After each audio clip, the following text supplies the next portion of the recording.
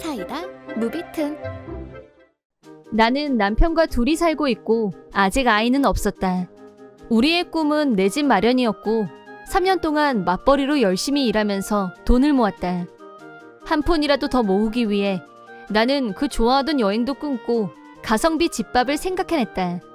3년 동안 열심히 저축한 결과 내 집 마련 미천이 마련됐고 드디어 집을 짓기로 남편과 이곳저곳 찾아다니며 열심히 상담받은 후 어떤 집을 지을 건지 신중하게 결정했다.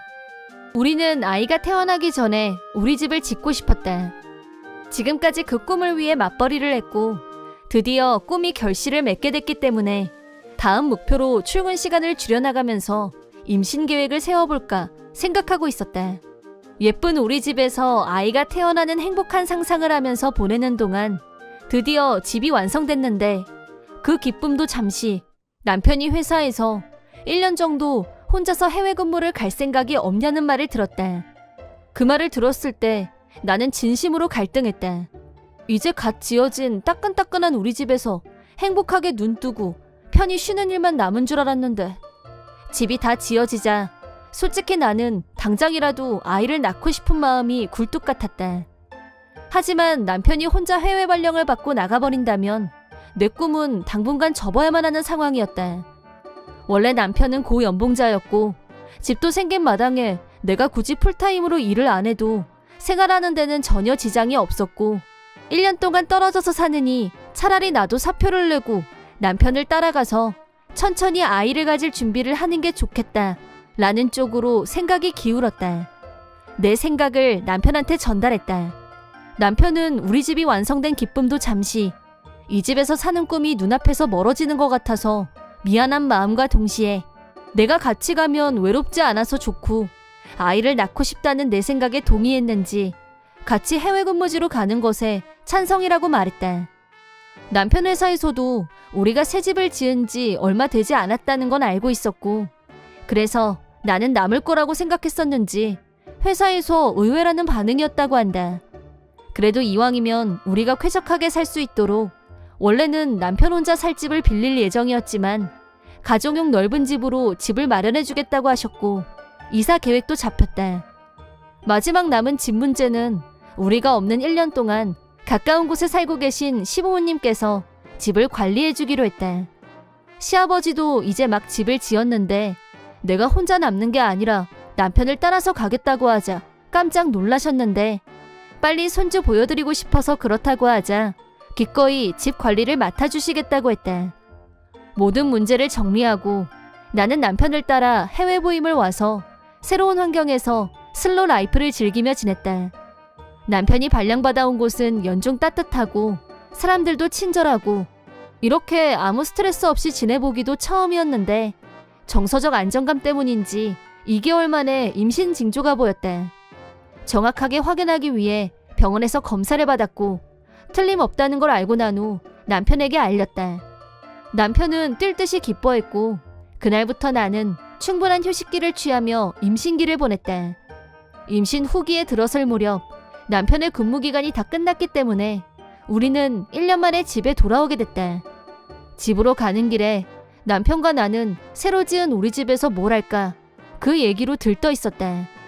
이렇게 빨리 아기가 생길 줄 몰라서 아기방 꾸미는 얘기, 아기 용품을 어디에 둘까, 어디로 뭘 사러 갈까 얘기꽃을 피웠다. 재미있게 얘기하느라 시간 가는 줄 모르고 집에 도착했는데 우리 주차장에 모르는 차가 주차되어 있었다. 남편과 나는 동시에 서로 쳐다봤다. 시아버지한테 집 관리를 맡겨놨으니까 점검 같은 걸로 외부 사람이 왔나 하면서 집을 둘러보다가 마당에서 모르는 사람들이 자기 집처럼 살고 있는 걸 발견. 남편과 나는 깜짝 놀라서 동시에 누구야 하고 소리쳤다. 여기서 뭐 하시는 거냐고 묻자 그 사람들이 오히려 우리를 이상한 눈으로 보면서 우리 집인데요 라고 대답. 당연히 내 눈길은 집안을 향했고 우리는 아직 하루도 살아보지 못한 집인데 딴 사람들 살림이 빼곡빼곡 더럽혀진 키친, 너저분한 거실, 경악스러웠다. 부부 외에 어린아이도 같이 살고 있었는데 우리가 새 집에 넣었던 새 하얀 신상 소파는 아이가 그린 것으로 보이는 크레파스 낙서 자국이 선명했다. 소파뿐 아니라 벽에도 온통 낙서 투성이로 덮여있는 집안을 둘러보며 아연질색했다. 정신이 혼미할 지경이었지만 냉정을 되찾은 남편이 대체 이 집에 어떻게 들어와 살고 계신 거냐고 묻자 남자는 자기 고모한테 열쇠를 받아서 들어왔다고 당당하게 대답했다. 우리는 분명히 시아버지한테 집안 관리를 부탁했는데 대체 어디서부터 일이 꼬인 건지 알 수가 없었다. 진상을 추적해보니 시어머니가 몰래 열쇠를 복사해서 남편의 사촌한테 주었고 우리 아들이 올 때까지 살아도 된다고 멋대로 집을 내준 것이었다. 남편은 시어머니 쪽 친척과는 거의 왕래를 한 적이 없어서 사촌이라고 자기소개를 하는데도 누군지 전혀 모르는 것 같았다. 사촌이든 아니든 누가 들어와 산다는 얘기는 전혀 들은 적이 없었고 시아버지께 전화를 걸자 시아버지도 무슨 자다가 봉창이냐며 득달같이 집으로 달려오셨다. 그때 시어머니도 같이 왔는데 남편과 시아버지가 동시에 허락도 없이 열쇠를 넘겨주고 집을 내준 저희가 뭐냐며 눈에서 불꽃이 튈 정도로 열을 내자 시어머니는 처음엔 얼굴이 새파랗게 질리더니 나중엔 적반하장으로 1년이나 그냥 비워두느니 누가 와서 살아주면 더 좋지 뭘 그래? 너야말로 오면 온다고 미리 말을 했어야지 라고 핏대를 세웠고 점점 더 열이 받은 시아버지는 시어머니한테 당장 똑바로 설명하라고 호령했다. 그러자 사촌이 나서서 이실직고했다. 그러니까 시어머니는 사촌 가족을 우리 집에서 돈도 안 받고 살게 하는 대신 시어머니가 도박에 빠져서 사채빚을 지게 된 사실을 시아버지한테 절대 비밀로 해달라고 부탁했다고 한다. 또 시어머니가 우리한테 질세라 더 화를 내는 이유는 원래는 우리가 돌아오기 전에 사촌을 다시 나가게 하고 청소를 해놓으면 안 들킬 거라고 나름 머리를 굴린 모양인데 1년 가까이 지나는 동안 날짜 계산을 놓치는 바람에 우리가 범행 현장을 목격하게 됐고 일이 틀어져서 짜증을 낸 거였다. 당연히 시아버지는 격노했고 시어머니를 계속해서 신문하셨다. 시어머니는 파친코에 중독되다시피 한 결과 대출업체 3곳에서 한두 해까지 몽땅 돈을 빌려서 더 빌릴 수도 없는 처지라고 자백했다. 공짜로 우리 집에 들어온 사촌은 뻔뻔하게 1년이나 살았으니까 이 집 실소유자는 나야. 그러니까 댁들은 적당히 월세 아파트라도 알아보고 이 집은 나한테 넘겨 라고 멋대로 짓거렸는데 칼만 안 들었지 강도나 다름없었다. 안 나가면 당장 경찰에 신고하겠다고 했더니 가족 간의 문제는 경찰에서도 함부로 끼어들지 않는다면서 사촌은 여유 만만이었다. 하지만 그건 동거인 혹은 직계가족, 배우자의 경우에나 가능한 일이고 우리는 그런 사이가 아니기 때문에 필요한 조치는 당장 취할 거라고 하자 당황한 사촌이 내 전화기를 뺏으려고 했지만 남편이 거뜬하게 방어했고 나는 전화를 걸었다. 신고를 받고 출동한 경찰에게 우리는 사촌 가족을 인계했다. 그러자 사촌은 시어머니한테 이건 약속이 틀리지 않냐며 따졌지만 남의 집을 날로 먹으려 하다가는 큰 코 다친다는 사실. 결국 시아버지의 분노를 산 시어머니는 집에서 쫓겨났고 이혼 서류에 도장을 찍고 말았다. 나는 그 말을 듣고도 하나도 놀랍지 않았다. 한편 우리 부부는 집 문제를 두고 사촌네 부부와 시어머니에게 집 상태를 원래대로 돌려놓을 것을 요구하는 위자료를 청구했고 견적이 1억에 달했다. 금액을 들은 시어머니와 사촌의 얼굴은 사색이 됐고 이게 아닌데라면서 엉엉 울기까지 했지만 제대로 된 상식이 있는 사람이라면 이런 짓은 상상도 하지 못할 것이다. 무엇보다 우리에게 이 집이 어떤 의미였는지 그런 집을 이 지경으로 만들어 놓고 어린애도 아니고 자신들이 한 짓에 대한 책임은 단단히 지게 할 생각이다. 우리 집을 원상태로 되돌리기까지는 조금 시간이 걸렸지만 그 사이 임시로 살고 있던 집세도 청구해서 받아냈고 수리가 끝난 후 우리는 무사히 입주했다. 시아버지한테 이혼당하고 집에서 쫓겨난 시어머니는 시아버지를 찾아와서 용서해달라고 싹싹 빌었지만 시아버지는 꿈쩍도 하지 않았다. 우리는 이혼하고 혼자 지내는 시아버지께 이왕이면 손주와 같이 한 집에서 살지 않겠냐고 먼저 동거를 제안했다. 시아버지는 처음에는 젊은 사람들 사는데 방해만 된다며 거절하셨지만 막상 첫 손주가 태어나고 나자 손주가 너무 보고 싶어서 같이 살기로 얘기가 마무리됐다. 몰상식의 끝판왕을 보여줬던 사촌 부부는 시어머니 약점을 이용하려다 위자료만 잔뜩 떠안게 되면서 시어머니까지 넷이서 낡고 비좁은 아파트에서 힘들게 사는 처지로 전락했다. 세 사람은 초주검이 될 정도로 일을 하고 있는 모양인데 애가 시끄럽게 떠든다며 옆집 사람들한테 투서가 날아들어서 몸고생 마음고생하며 힘들게 살고 있다고 한다. 무려 남의 집을 날로 먹으려 했던 죗값은 앞으로 톡톡히 치르게 될 것이다. 이번 영상은 어떠셨나요? 재밌게 보셨다면 구독, 좋아요에 댓글까지 달아주시면 감사하겠습니다. 그럼 다음 영상에서 만나요.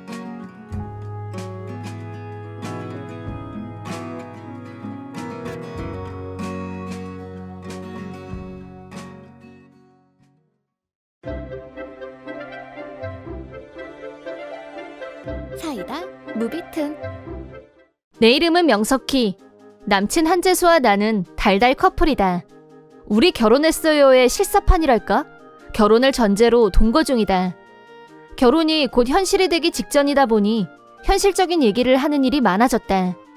결혼하면 우리 어떻게 살까? 글쎄, 일단 우리는 맞벌이를 하면서 집값도 반반 내고 아이는 둘 정도? 그럴까? 첫애는 30전에 낳고 싶어. 그리고 아프거나 다치면 치료비는 당연히 각자 자기 재력으로 감당하는 걸로, 또 서로 자기 부모님한테 용돈이라던가 유산 같은 수입이 생기면 둘이서 반반씩 나눠 갖기. 그건 좀 아니지 않아? 뭐가? 왜? 이렇게 말하는 건 미안하지만 우리 집하고 재수씨 집하고는 형편이 다르잖아. 우리 집은 중산층에 아빠가 대기업 간부였지만 재수씨 집은 자가도 아니었고 근근히 사는 집이었다. 그래서 유산을 반반씩 나눠 갖자는 말을 들었을 때 기분이 묘했다. 그 말이 나왔을 때는 재산 분연이 하는 건 지금 얘기할 단계는 아닌 것 같다고 제지를 가하자 한재수도 그 문제에 대해서 서두르는 입장은 아니었는지 그렇긴 하지 라고 대답하고 일단락지었다. 그러고 나서 시간이 좀 지나서 한재수가 직장에서 일어난 일에 대해서 나한테 말해준 적이 있었다. 회사 선배 부인이 입덧이 너무 심해서 입원을 했대. 어머, 몸은 괜찮대? 괜찮겠지. 병원에 있는데 뭐. 선배도 참 복도 지질이 없지. 그런 여자를 뭐 했어? 뭐? 무슨 뜻으로 하는 말이야? 무슨 뜻이긴. 선배 와이프 입덧이 심해서 회사도 그만뒀대. 그럼 이제 뻔하지. 선배 혼자서 죽도록 벌어야 되잖아. 선배도 너처럼 튼튼한 여자랑 결혼했으면 그 꼴은 안 당했을 텐데. 무슨 말을 그렇게 해? 임신한 사람은 얼마나 힘들겠어. 그리고 나도 입덧하면 어떻게 될지 알 수 없는 일이야. 내가 그렇게 말하자 한재수는 진짜 깜짝 놀란 얼굴을 하더니 나더러 너도 입덧이 심한 타입이냐고 물었다. 그거야 임신을 하기 전에는 모르는 일이라고 대답했더니 어이없다는 표정으로 병원에서 검사 받으면 알지 않냐면서 눈을 똑바로 뜨고 말하는데 기가 막혔다. 그게 그렇게 쉽게 알 수 있는 거면 여자들이 그 고생을 할 리가. 그러더니 급기야 나더러 임신하면 자기한테 민폐 끼칠 거냐고 물었다. 그걸 그런 식으로 말을 한다는 게 믿어지지 않았다. 여자는 자신의 모든 걸 걸고 아이를 낳는다. 임신하고 나서도 일을 하고 싶어도 입덧, 조산, 출산 등 여러 가지 사정으로 그만둬야 하는 경우가 생길 수 있다. 출산을 하고 나면 그런 부담은 더 커진다. 그런데 한재수는 여자의 입장은 전혀 고려하지 않은 채 나한테 자기한테 민폐 끼치지 말라는 식으로 미리 선을 긋고 있었다. 그럼 애를 낳자는 거냐 말자는 거냐 라고 따질 뻔했는데 그러면 진짜 싸움이 날 것 같아서 꾹 참고 더 이상의 얘기는 하지 않았다. 혼자 방에 누워서 복잡한 생각들을 이리저리 곱씹어보고 있자니 불현듯 이 남자에 대한 애정이 저 멀리 사라져가는 게 느껴졌다. 아무리 생각해도 한재수 쟤 너무 비상식적인 거 아님? 어떤 여자가 임신도 안 하고 입덧 타입을 알아? 자꾸 돈 얘기하는 것도 이상해. 다음날 아침 눈 뜨고 다시 얼굴을 마주한 순간 한재수는 어제 했던 얘기를 또 끄집어냈고 나도 이번에는 단단히 따지기로 했다. 재수씨는 자기가 언제 죽을지 알아? 몇 년 몇 월인지? 갑자기 뭐래니? 내가 그걸 어떻게 알아? 그럼 곤란하지. 네가 그걸 알려줘야 내가 돌봄 준비를 할 거 아니야. 너 진짜 세상에 어떤 사람이 그걸 알아? 너 뭐 잘못 먹었냐? 그런 건 다 핑계지. 그걸 왜 몰라? 알면 알지. 나는 한재수 흉내를 내면서 과장된 몸짓도 같이 섞어가며 말했다. 헐, 너 반식물인간 되고 나서 나한테 엉기고 민폐 끼치고 그러게 없기다? 너 아까부터 뭔 헛소리야. 지금 장난해? 네가 언제 죽을지 병원에 가서 검사 받으면 알 거 아니야. 네가 언제 죽는지 정도는 알아야지. 가서 알아와. 너 어제 나한테 그렇게 말했잖아. 뭐야? 너 지금 어제 일로 분풀이 하고 있는 거였어? 무슨 분풀이? 쪼잔하게 남 핑계 대기 없기? 분풀이 맞잖아. 누가 핑계를 대? 임신하고 수명은 완전 다르지. 네가 어제 말한 거랑 내가 지금 얘기한 건 같은 맥락이야. 못 알아들었으면 됐어. 나 오늘부로 우리 집으로 갈 거야. 뭐? 일단 진정 좀 해. 나는 어젯밤 미리 준비해둔 짐을 들고 부모님 집으로 향했다. 엄마 아빠한테 사정을 말씀드리자 두 분은 격노했다. 재수가 진짜 그렇게 말했단 거지? 상식이 없는 것도 어느 정도여야지. 결혼 전에 상대 부모의 유산 분여까지 얘기하는 건 너무 충격이다. 두 분은 당사자인 나보다 몇 배로 더 화를 내셨다. 핸드폰을 꺼내보니 한재수한테서 전화가 수도 없이 걸려와 있었지만 착신 거부. 그랬더니 이번엔 폭풍 이메일. 혼자 열내고 가버리면 어쩌잔 거야. 아직은 기회가 있으니까 당장 돌아와. 쪼로로 부모님한테 가는 건 좀 아니지. 언제 철들래? 헐, 훈계질을. 철이 안 든 사람이 누군지 그것도 알려줘야 되나? 한동안 메일에 답장도 안 하고 일십했는데 묵묵부답으로 일관하는 나한테 속이 부글부글했는지 한재수가 집으로 찾아왔지만 아빠가 혼쭐을 내고 문 앞에서 쫓아냈다. 그랬더니 부모님 뒤에 숨는 건 비겁하다는 둥 가짜는 말로 또 일장연설의 메일을 보내왔다. 뭐라고 떠들건 헤어질 결심은 흔들리지 않았다. 오히려 시간이 갈수록 그 결심은 굳어져 갔다. 내가 계속 무시하자 이미 약혼에 동거까지 한 사이인데 일방적으로 결혼 취소할 거면 위자료를 내 라고 요구했다. 분위기를 보아하니 한재수는 나와 화해하기보다는 위자료를 챙기고 헤어지는 게 낫다는 쪽으로 방향 전환을 한 것 같았다. 나는 한재수 부모님께도 헤어질 거란 얘기와 왜 그런 결론을 내렸는지 이유와 과정에 대해서 직접 만나서 말씀드리기로 했다. 내 얘기를 다 들은 한재수 어머니는 격노하셨다. 나한테 진심으로 사과하면서 자기 아들이지만 너무 부끄럽다고 하셨고 헤어지는 게 정답이라면서 한재수를 바로 호출하셨다. 어머님의 연락을 받고 집에 온 한재수는 자기 부모님은 왜 끌어들이냐며 나한테 치사한 인간이라고 따지고 들었지만 다음 순간 한재수 뒷덜미를 어머니가 확 휘어잡더니 전력을 다해서 주먹으로 얼굴을 후려치셨다. 이런 천하의 몹쓸 놈! 여자가 아이 하나를 낳기 위해서 얼마나 고생하는지 네가 알아? 그런데 뭐? 민폐 끼치지 말라고? 내가 뭐든지 도울게 그렇게 말해야 사람이지. 그리고 또 뭐? 결혼도 하기 전에 처갓집 덕 볼 생각부터 했니? 유산 어쩌고 한 게 사실이냐고. 너같이 속이 시커먼 놈하고 어떤 여자가 결혼하고 싶겠어? 한재수는 얻어맞은 뺨을 감싸주면서 눈물이 글썽해서는 그건 어쩌고 변명했지만 그 꼴을 보고 있자니 정말 가관이었다. 어머님 말씀처럼 결혼도 하기 전에 처가 부모가 주군으를 생각하다니 속이 시커멓게 썩은 게 분명했다. 하지만 한재수 어머니가 못난 아들 대신 사과한다며 아버님과 같이 나한테 머리를 숙이셨고 파혼도 달게 받아들이겠다고 말씀하셨다. 한재수는 여전히 입덧한다고 회사를 그만두는 게 얌체짓이 아니고 뭐냐고 떠들어댔지만 아버님이 예전에 한재수가 노로바이러스에 걸려서 하루 종일 구토 증상에 시달리면서 3일 밤낮을 고생했던 거 생각 안 나냐고 물었다. 입덧이란 게 쉽게 말하면 그런 구토 증상이 몇 달이나 계속되는 임산부도 있고 달수 현상으로 링거트온으로 버텨야 하는 경우도 있어. 너라면 그걸 견딜 수 있을 것 같냐? 그런 몸으로 출근이 가능할 것 같아? 다음에 네가 또 노로바이러스에 걸리면 오냐? 내가 네 놈을 질질 끌고서라도 회사 앞에 데려가 주마. 라는 아버님의 폭풍운계에 죽상으로 변하더니 입덧이 얼마나 힘든지 감이 왔는지 갑자기 입을 다물었다. 그 후 나는 시원하고 깔끔하게 한재수와의 동거를 청산했고 한재수 부모님이 내 이사 비용 또 새로 얻을 집에 드는 비용도 모두 지불하겠다고 하셨다. 표정이 어두워진 한재수도 자기 부모님 말씀에 따랐다. 그렇게 나와 한재수의 결혼은 깨끗하게 없던 일이 됐다. 문제는 부모님께 그만큼 야단을 맞았으면 사람이 돼야 하는데 안에서 새는 바가지 밖에서도 샌다고 회사 선배가 마누라를 잘못 만나서 재수 엇붙었다고 망발을 하고 다닌 게 소문이 나서 여기저기서 욕을 먹었고 여사원들의 공공의 적으로 등극한 모양이었다. 파급이 커지자 그런 뜻이 아니었다고 변명도 하고 이제는 그렇게 생각 안 한다고 변명했지만 그 말을 믿어주는 사람은 없었다. 자업자득 뿌린 대로 거두는 중인데 동정 따위는 필요 없다고 본다. 동정은커녕 속이 다 시원하다.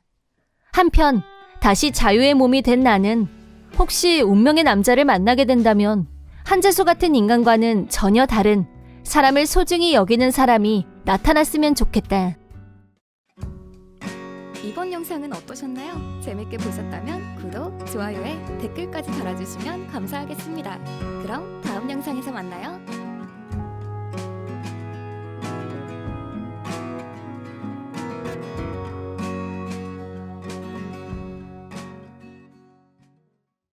내 이름은 강인이. 남편 왕인격과 둘이서 살고 있는 25살의 회사원. 우리 부부는 아직 아이가 없고 맞벌이로 열심히 직장에 다니면서 장래를 위해 성실히 저축하는 평범한 부부이다.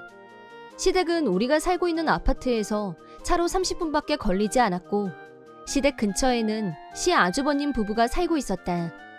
작년에 시아버지가 돌아가신 후 시댁에는 시어머니 혼자 살고 계셨는데 다들 가까운 곳에 살고 있었기 때문에 자주 찾아뵙는 편이었다. 시아버지는 돌아가시면서 2억 정도 되는 유산을 남기셨다. 남편과 시아주버님도 앞으로 혼자 사셔야 하는 시어머니를 생각해서 재산 상속을 포기했고 아들들의 마음 씀씀이에 시어머니는 고맙다며 눈물까지 흘렸다. 시어머니와 나는 결혼 후 지금까지 특별히 트러블도 없었고 사이좋게 지내왔는데 어느 날 갑자기 우리 사이에 큰 위기가 닥쳐왔다. 가을이 깊어지고 날씨가 점점 추워졌을 무렵 감기가 유행하는데 시어머니가 어디 아픈 데는 없으신지 걱정이 된 나는 퇴근하면서 시댁에 잠시 들리기로 했다. 시댁에 들어가자 거실에는 시어머니와 형님이 같이 있었다. 형님인 한심애와 시아주버님 왕태평 사이에는 아이가 셋 있었고 형님은 전업주부로 가정에 올인한 타입. 하지만 나는 형님과 잘 안 맞는 편이었다.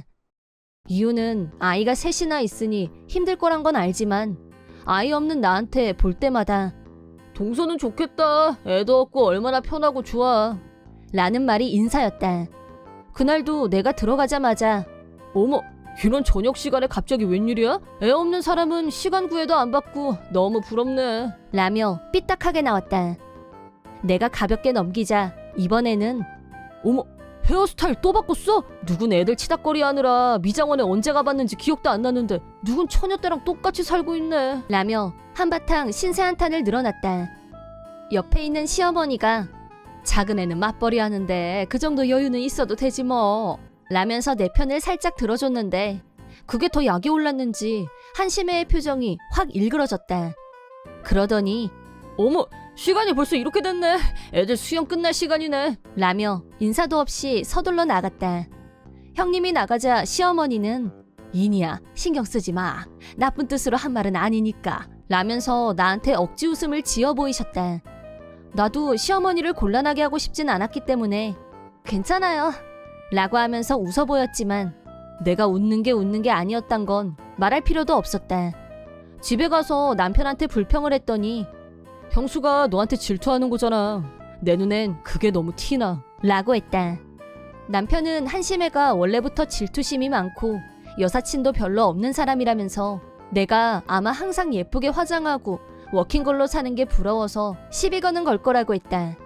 나는 사회인으로서 당연한 걸 할 뿐이었다. 그런데 볼 때마다 비아냥을 듣는 것도 괴로웠고 그걸 부러워서 그러려니 하고 가볍게 넘기는 건 더 힘들었다. 2달 후 설날을 맞이해서 시댁에 가야 했는데 시댁에 가면 형님이 있을 거고 또 무슨 소리를 들을지 벌써부터 우울했다. 그렇다곤 해도 설날에 형님이 불편하다는 이유로 시댁에 안 가는 건 말이 안 되니까 묵묵히 집을 나섰다. 하지만 시댁에 갔을 때 형님네 식구들은 보이지 않았다. 시아주버님이 너무 바빠서 설날에도 쉬지 못하는 형편이라 형님은 애들을 데리고 자기 친정에 갔다고 했다. 내심 잘 됐다고 생각한 것도 잠시 시어머니가 나와 남편 앞에서 갑자기 폭풍 오열을. 너무 놀라서 나도 남편도 동시에 왜 그러세요? 라고 소리를 질렀는데 시어머니가 이니야, 너 빚이 얼마나 되니? 큰애한테 다 들었어. 라고 하시는 말씀을 듣고 진심 놀랐다. 빚이라뇨? 무슨 말씀이세요? 라고 묻자 우선 300만 원은 내가 큰애한테 갚았으니까 그런 줄 알아. 그보다 그런 일이 있으면 나한테 먼저 말을 했어야지. 너 그 빚 결혼 전부터 있던 거라며? 그런 얘기는 숨기지 말고 먼저 했으면 더 좋았잖아. 라고 울면서 말하는 시어머니. 저 빚 같은 거 없어요. 대체 형님이 뭐라고 했어요? 무슨 말씀을 들으신 거예요? 어쩔 수 없이 나도 흥분해서 물었고 시어머니가 그간의 일을 말씀해 주셨다. 형님이 이번 설 연휴는 친정에 간다고 연락을 하면서 동수한테 돈을 300만 원이나 빌려줬거든요.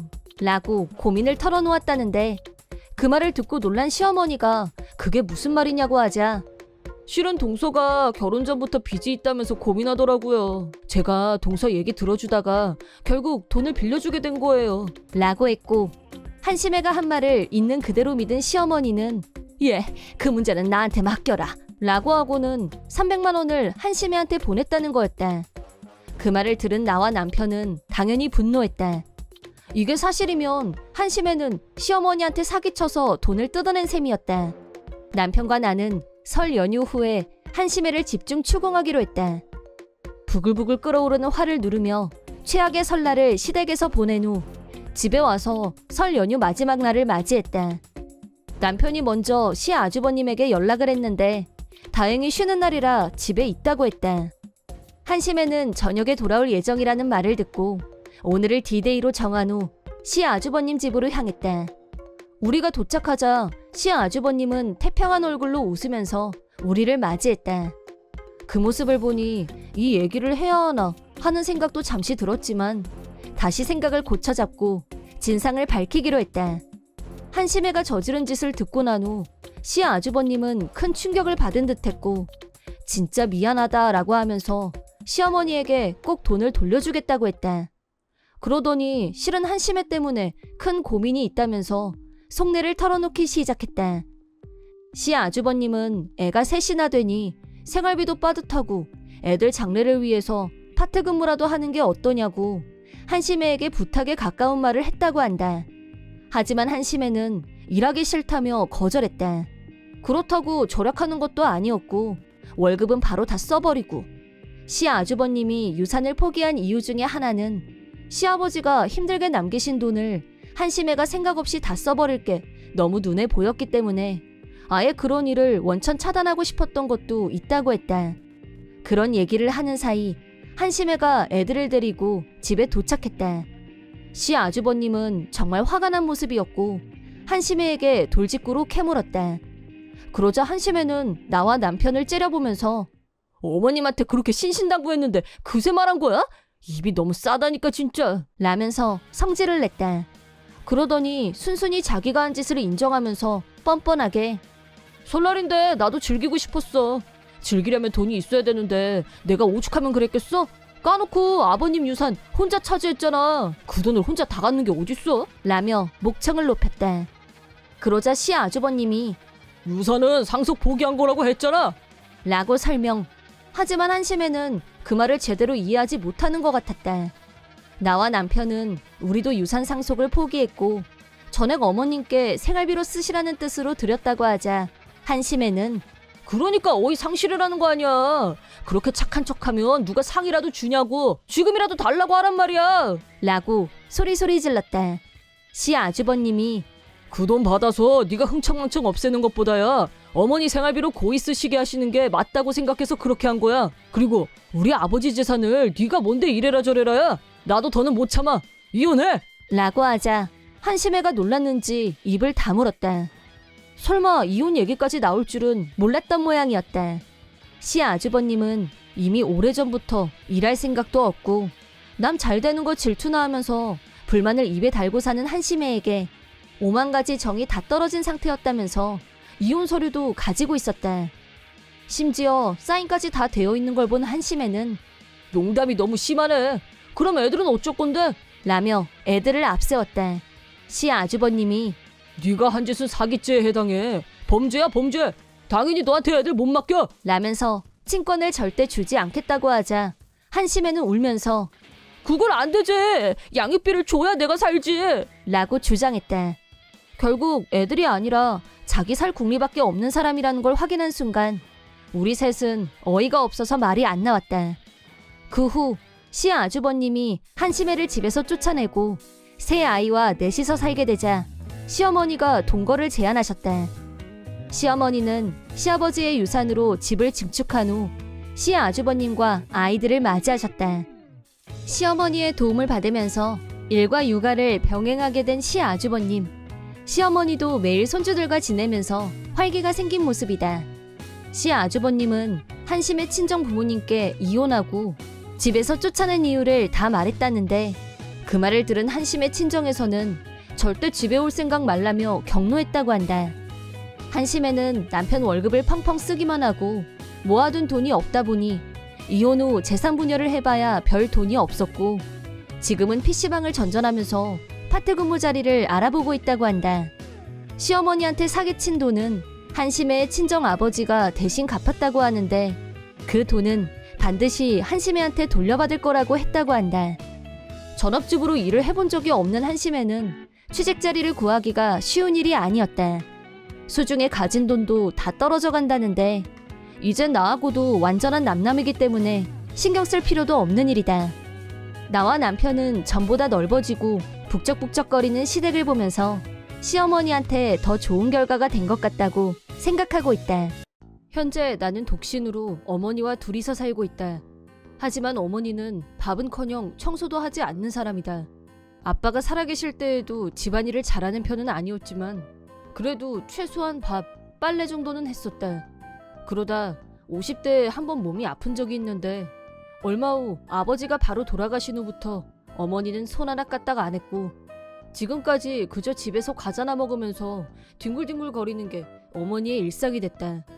아무리 그렇다곤 해도 어쨌든 지금껏 나를 키워줬고 내가 어머니를 돌보는 게 당연하다고 생각해왔었다. 어머니 한 사람쯤이야 내가 어떻게든 책임질 수 있었고 재택근무도 할 수 있었기 때문에 그다지 심한 스트레스는 받지 않았었다.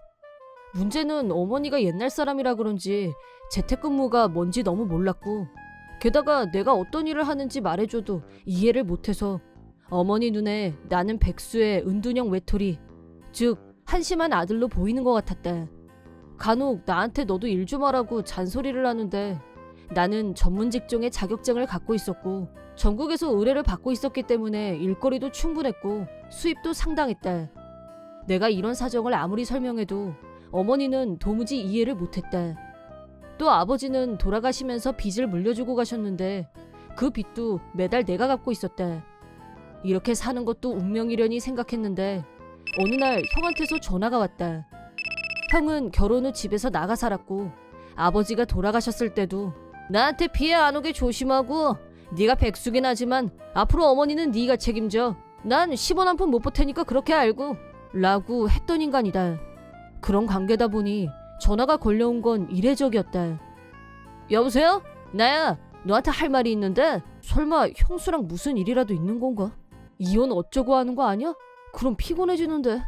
이런 생각을 하며 듣고 있었다. 다음 주말에 시간 비워도 어머니랑 같이 할 얘기가 있으니까 내가 시간이 되는지는 물어보지도 않고 일방적으로 통보한 후 전화를 끊어버렸다. 다행인 건지 주말에 약속이 없었고 형의 태도는 그러려니 하고 어쨌든 주말이 됐다. 주말에 형은 형수와 같이 집으로 왔다. 혹시 심각한 얘긴가? 갑자기 심장이 두근거리고 불안해졌다. 설마 진짜 이혼? 형이 이 집으로 들어오겠다고 하면 피곤한데. 혼자서 그런 고민을 하는 사이 형과 형수는 거실에 자리를 잡고 앉았다. 그런데 어머니까지 나란히 앉아서 셋이서 동시에 나를 쳐다봤다. 왜 어머니까지 굳이 옆에 가서 앉는 거야? 라는 이상한 느낌과 동시에 형이 얘기를 시작했는데 꽤 충격적인 말을 들었다. 간단히 말하면 나더러 이 집에서 나가라는 거였다. 지금까지 참고 기다렸는데 백수를 언제까지 집에 그냥 두고만 보고 있는 게 상책은 아닌 것 같아서. 뭐 백수? 나더러 백수라는 거야? 뚱딴지 같은 형의 발언에 이게 뭔 소리인지 답답해하고 있는데 어머니까지 나도 틈만 나면 일하라고 그렇게 충고를 했는데 내 말을 들어야 말이지. 아우 속상해 죽겠다 라고 했다. 헐, 지금까지 자기를 돌본 사람이 누군데 저래? 여태까지 나 몰라라 10원 한 장 안 보탠 형 대신 먹고 싶은 거 먹게 해주고 겨울엔 따뜻한 집에서 자게 해주고 여름엔 시원한 에어컨 바람 쐬면서 집에서 편히 쉬게 해준 게 다 누구 덕인데 저러는 거야 진짜? 하지만 분위기를 보아하니 어머니는 형 부부한테 완전히 넘어간 것 같았다. 형수까지 덩달아서 나를 못 취급하면서 제가 이런 말까지는 안 하려고 했는데요. 그 나이 되도록 직업 없이 백수로 지내는 거 창피한 건 알죠? 어머님도 백수 아들하고 같이 사는 것보단 저희하고 같이 살고 싶어 하시니까 야박하게 들리겠지만 여기서 나가주셨으면 해요 라고 말했다. 억울하긴 했지만 여기까지인가 싶었고 어머니한테는 할 만큼 했다는 생각이 동시에 들었다. 아직도 갚을 빚이 있다는 거 알고는 있나? 어쩌면 어머니는 아버지 빚을 누가 갚고 있는지조차도 제대로 인지하지 못하고 있는 게 분명했다.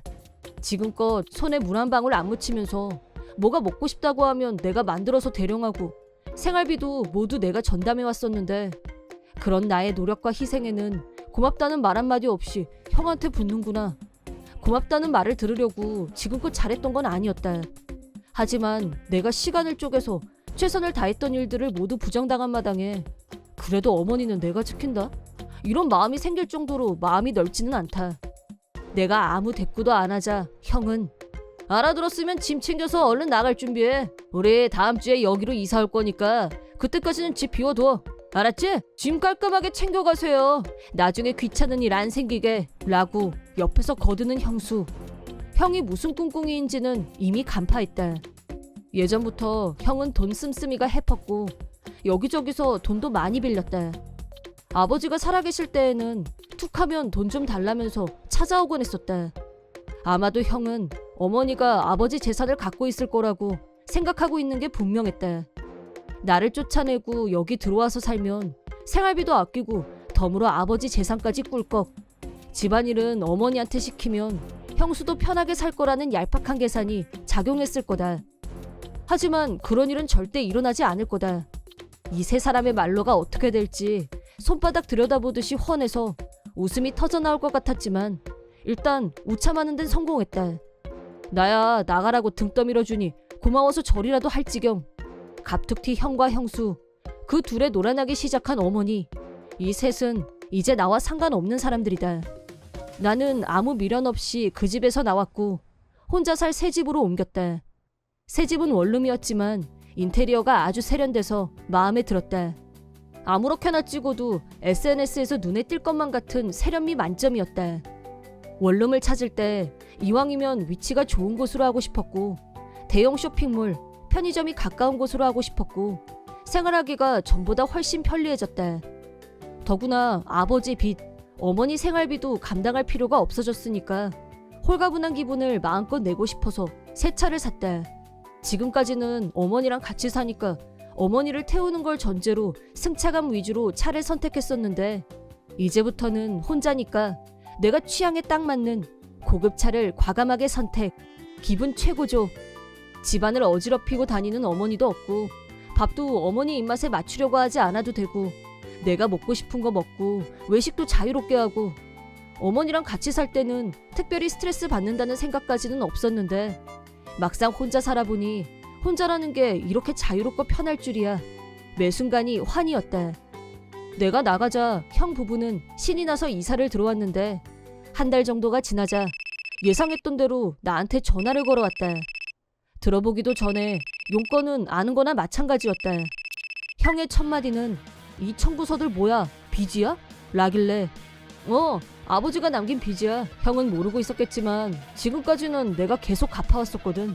행여 유산이라도 있을까 기대했다면 대단한 착각이란 것만 알아도 유산의 유자도 기대 안 하는 게 좋아. 그리고 계속 나더러 백수라고 하는데 재택근무하면서 전국에서 의뢰가 오면 처리하는 게 내 일이야. 월급도 괜찮은 편이라 그동안 군소리 없이 어머니 모셨는데 형이 그렇게 원한다는데 내가 물러나야지. 형한테는 고마워. 덕분에 솔로 라이프 만끽 중 라고 시원하게 반격을 날려주자 형이 작은 소리로 이런 제길 하더니 그럼 진작에 말을 했어야지. 너 때문에 내 계획이 다 망가졌네 어쩌네 잔뜩 화풀이를 했다. 나야 이미 다 예상했던 일이라 놀랄 것도 없었지만 어머니는 형하고 같이 살면 집안일은 당연히 형수가 할 거라고 생각했을 거다. 늘 그랬듯이 집안일은 손도 안 대고 어지럽히기만 하니까. 그 꼴을 보고 형수가 완전 열이 받아서 서로 욕하고 싸우고 고부간의 갈등이 장난 아니라고 했다. 제일 큰 문제는 유산을 노리고 들어왔는데 있는 건 빚밖에 없다는 거였다. 형수는 로또 터진 줄 알고 직장을 그만둬서 수입원이 형 월급밖에 없다 보니 사는 형편이 나락 그 잡채. 나하고 둘이 살 때는 어머니도 경제적으로 아무 불편함이 없었다. 생활이 바뀌었는데도 씀씀이는 그대로라 빚만 계속 늘고 있다고 했다. 내 수입에 대해 알게 된 형은 입장을 바꿔서 이번엔 나더러 들어오라면서 쉽고 좋다는 게 뭐냐, 힘들 때 서로 도와야지 어쩌고 하는데 어머니랑 둘이 살 때 언제 형이 10원 한 장 보탠 적 있어? 나도 국물도 없어 라고 하자 전화기에 대고 미친 사람처럼 소리를 질러댔다. 내가 나가고 형이 들어온 후로 어머니 역시 돈 쓸 때마다 형수한테 잔소리를 듣더니 그래도 네가 낫다면서 다시 같이 살자고 했지만 확실하게 선을 그었고 이참에 완전히 새 사람에게 손절 선언을 했다. 얼마 후에 들은 말로는 사이가 나빠진 형과 형수는 이혼을 했고 살던 집도 은행에 넘어가게 됐다고 한다.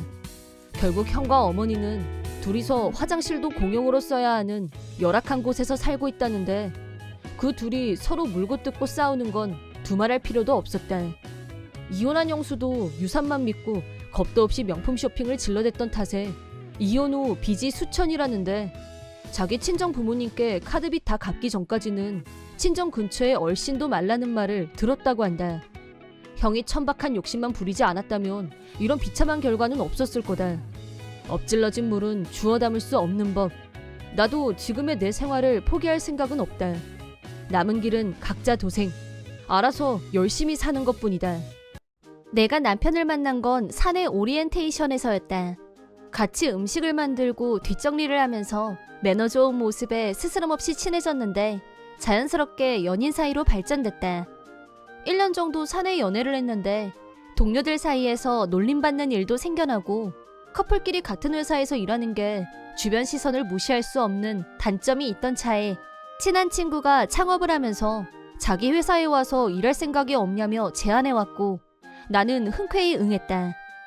하지만 남편과는 여전히 연인 사이를 유지했고 연애 2년 만에 결혼했다. 친구 회사도 궤도에 오르면서 결혼 2년차가 된 즈음에 아이를 갖고 싶어졌다. 하지만 그 타이밍에 남편의 불륜을 알게 됐다.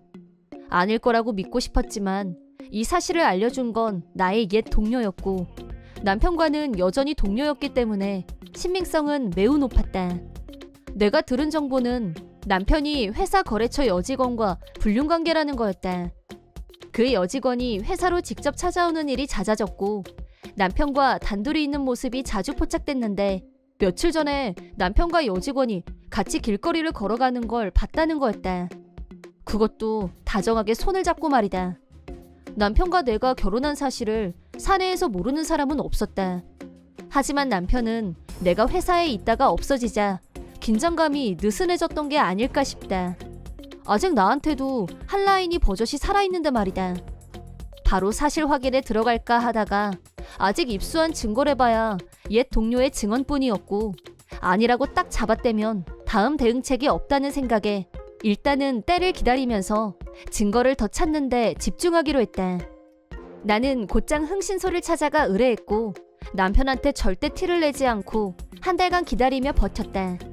설마 나한테 불륜을 들켰을 거라고는 1도 의심하지 않았던 남편은 한 달 동안 꾸준히 불륜을 저질렀고 그 결과 나는 충분한 증거를 확보했다. 뿐만 아니라 예전에 나와 같이 일했던 동료들이 몇 명 더 나한테 도움을 준 덕분에 회사 내의 증거도 입수했다.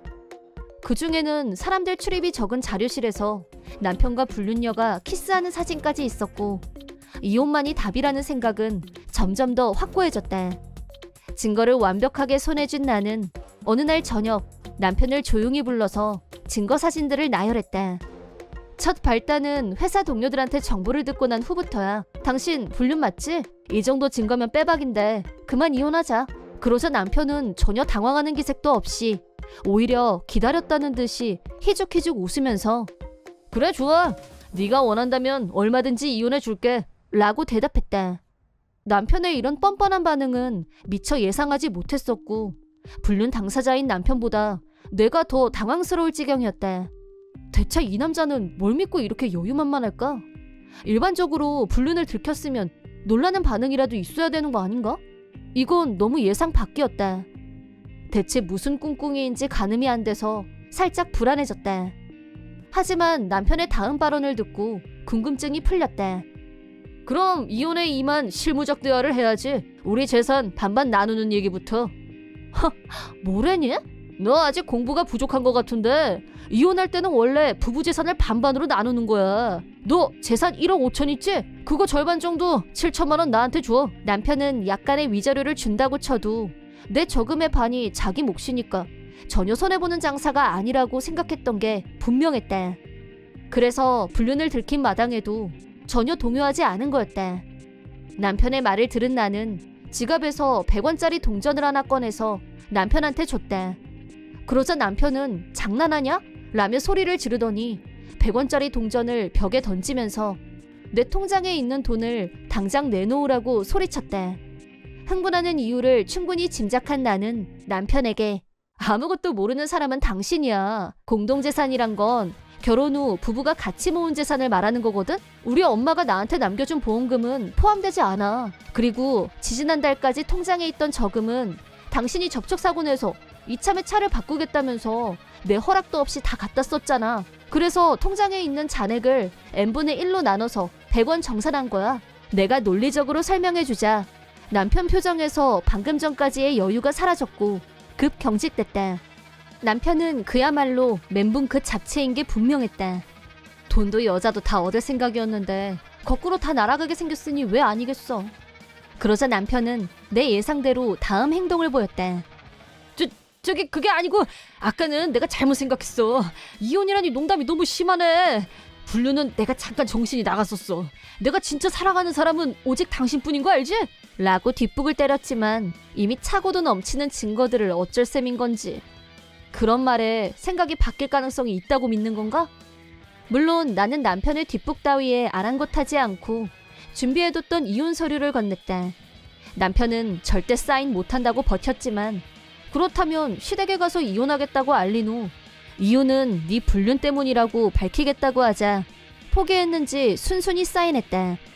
시부모님은 고지식한 옛날 분들이었는데 특히 시아버지는 불륜을 용서할 리가 없었고 남편도 많이 무서워했다.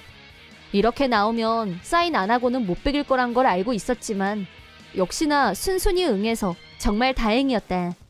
물론 남편의 불륜 상대에게도 합당한 제재를 가했다. 동료들과 흥신소를 통해 모은 증거는 충분했고 불륜 상대의 회사에 내용 증명을 보내자 흥분해서 남편한테 연락한 모양이었다. 남편은 이미 불륜 상대에게 곧 거금이 들어올 거란 말을 해놓은 상태였고 기대에 부풀어 오른 불륜녀는 마음껏 내지른 모양이었다.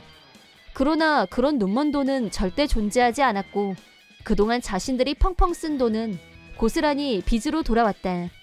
거기에 덧붙여서 나한테 위자료까지 청구받게 된 여자는 빈털터리가 됐다. 회사에도 불륜이 알려지면서 주변 동료들에게 눈총을 받게 됐지만 빚도 갚아야 되고 위자료도 지불해야 되고 그만두고 싶어도 그만둘 수 없는 처지. 그 정도에서 끝이 아니라 낮에 회사에서 일하는 것만으로는 감당이 안 돼서 밤에도 일을 하게 됐다는데 인생 나락의 길을 걷게 된 이상 남편과 사이좋게 관계를 이어갈 턱이 없었고 열이 받은 불륜녀는 남편한테 온갖 욕을 다한 후 결별을 선언했다고 한다. 한편 전 남편은 거래처 여직원과의 불륜이 결국 자기 발목에 덫을 놓은 꼴이 됐는데 내가 아무 짓도 안 했는데도 상사한테 호출받은 후 자료실, 회의실 등에서 부적절한 행위를 일삼은 것에 대해 문책을 당한 후 회사에서 해고당했다고 한다. 그게 아니더라도 와이프가 나라는 걸 아는 사람이 한둘이 아닌데 회사에서 따가운 시선을 받은 건 말할 것도 없었다. 본인 계획은 불륜녀와 공짜로 굴러들어온 돈으로 신나게 놀 생각이었는데 현실은 회사에서 잘리고 나한테 위자료 청구받고 돈이 씨가 말랐으니 눈앞이 캄캄한 건 물론 당장 먹고 살 문제를 고민해야 할 비참한 처지가 되고 말았다. 그게 다 자업자득이지만 그동안 나랑 둘이 살았던 집은 맞벌이여서 가능했던 평수였고 빚에 쪼들리는 처지에 감당할 수 있는 무게가 아니었다. 무직자 처지에 좋은 집에 살 형편이 못 되다 보니 지금은 다 쓰러져가는 집을 얻어서 심야 편의점 알바, 3대 기피 직종 일자리를 찾아다니며 알바를 2개씩 하고 있다고 한다. 그리고 결국엔 이혼한 사실이 시부모님 귀에 들어갔고 더구나 원인이 남편의 불륜 때문이란 걸 알게 된 시아버지는 절연을 선언하셨다고 한다. 모든 것을 다 잃은 남편은 나 2번 다시는 바람 안 피울게. 한 번만 더 기회를 줘. 제발 나한텐 너밖에 없어. 라면서 애원했지만 1도 고민하지 않고 거절했다. 불륜한 주제에 돌아가신 엄마 보험금을 노리는 쓰레기와 재결합할 정신 나간 여자가 어디 있을까 싶다. 전 남편은 아마도 낮에는 가혹한 건설업 노동자로 심야에는 편의점 알바생으로 힘든 생활을 이어가겠지만 이 모든 것은 본인 탓이다. 모든 게 정리된 후 나한테 도움을 준 옛 동료들에게 인사를 하기 위해 술자리를 마련했다. 제일 먼저 나한테 불륜 의심이 든다는 말을 해줬던 동료는 분명히 상처받을 거란 걸 알았기 때문에 말을 할까 말까 망설였던 게 사실이지만 앞으로 남은 인생을 두고 봤을 때 사실을 알려주는 게 도리라는 생각이 들었다면서 미안하다고 했다. 하지만 나는 오히려 고맙다는 인사를 하고 싶었다. 이 사실을 몰랐거나 늦게 알면 알수록 인생을 더 많이 허비했을 테니 말이다. 아이를 원했던 마음도 있었지만 이렇게 된 이상 아이가 없는 게 차라리 잘된 일이었단 생각이 든다. 최소한 친권 다툼은 할 필요가 없었으니까. 만약 앞으로 누군가를 다시 만날 기회가 온다면 그때는 진심으로 행복하고 싶다. 내 이름은 진지한. 예전에 몸담았던 컨설팅 회사에서 독립. 직접 회사를 창업한 26의 청년 사장. 최근에 여친이 생긴 나는 사업도 프라이버시도 모두 잘 나가고 있었다. 비록 지금은 별 걱정 없이 평화롭게 살고 있지만 얼마 전까지는 큰 고민거리를 갖고 있었다. 그건 전 여친 민페이의 병적인 집착과 스토커나 다름없는 행동 때문이었다. 민페이와는 내가 24살 때 자주 가던 바에서 알게 된 후 교제를 시작했다. 그때 나는 그녀의 엉뚱하고 귀여운 모습에 마음이 끌렸었는데 사귀고 난 후에야 그녀의 진짜 모습을 알게 됐다. 그건 민페이가 그저 평범한 엉뚱녀가 아니라는 사실이었다. 민페이는 정신불안정 증세가 있었고 보통 사람이라면 하지 않을 행동이나 말을 도발적으로 하는 등 나를 힘들게 했다. 어느 날은 연일 잔업을 하고 피곤해 절어서 집에 갔는데 민페이가 울면서 현관 앞에서 쭈그리고 앉아 있었다. 너 왜 그래? 라고 묻자 네 얼굴 못 보니까 외로워서. 너 이제 나 필요 없어? 라고 어리광을 부렸다. 그때 나는 아직 회사원이었고 창업의 푸른 꿈을 안고 열심히 일을 배우고 있는 중이었다. 그런 나에게 민페이의 행동은 부담 그 자체였고 감당하기 어렵다는 생각이 든 나는 일단 흥분을 가라앉게 한 후 내가 하는 일에 대해 열심히 알아듣게 설명했지만 민페이는 내가 이해를 구하고 열심히 설명하는 게 무색할 만큼 조금도 내 입장을 이해하려고 들지 않았다. 끝내는 자기 분을 이기지 못하고 나하고 일하고 어떤 게 더 중요해? 라면서 양자 선택을 강요. 그 유치찬란한 발언에 오글거림은 내 몫이었다. 결국 나는 민페이와 연인관계를 유지하는 건 힘들다는 결론을 내렸다. 사귄 지 석 달 만에 헤어질 결심을 했고 과감하게 통보했다. 퇴근 후 민페이를 단골바로 불러서 미안해, 헤어지자 라고 선언하자 그 자리에서 오열하면서 대성통곡, 과호흡 증상으로 숨을 헉헉거렸다. 바에 있던 손님들, 종업원들까지 우리 주변에 몰려드는 대혼란이 일어났고 겨우 진정됐나 싶었을 때 난 헤어지기 싫어! 라면서 나한테 달려와 안겼다. 이때 내가 민페이를 밀어내고 완강하게 결별 의지를 내보였다면 주변 사람들한테 다시 민폐를 끼칠 것 같아서 더는 밀어붙이지 못했고 흐지부지 되고 말았다. 그 일 이후에도 민페이는 마치 아무 일 없었던 것처럼 나한테 달라붙었다. 하지만 나는 하루빨리 이별 수순을 마무리 짓고 싶은 생각뿐이었다. 민페이의 정신불안증이 언제 재발할지 조심하면서 적당한 때를 기다리고 있었는데 그런 나의 인내와는 별개로 이별은 툭 하고 찾아왔다. 평소처럼 퇴근한 후 회사를 나서자 민페이가 회사 앞에서 나를 기다리고 있었다. 나를 보고 걸어오는 표정이 어쩐지 어두워 보였는데 힘들게 말을 꺼내며 미안, 우리 헤어져 라고 했다. 대박, 먼저 헤어지자고 할 줄은 꿈에도 예상하지 못했던 나는 이건 신이 주신 기회라고 생각했고 그래, 알았어 라고 즉답. 그러자 묻지도 않았는데 자진해서 결별 이유를 말했다. 실은 나 좋아하는 사람이 생겼어. 그 사람 엄청 부자고 너보다 훨씬 더 금수저야. 라며 자랑 그 자체. 이유가 뭐든 전혀 상관없었고 너무 좋아서 그래, 행복해라 라고 축복을 빌어준 후 이렇게 원만하게 끝난 것에 감사했다.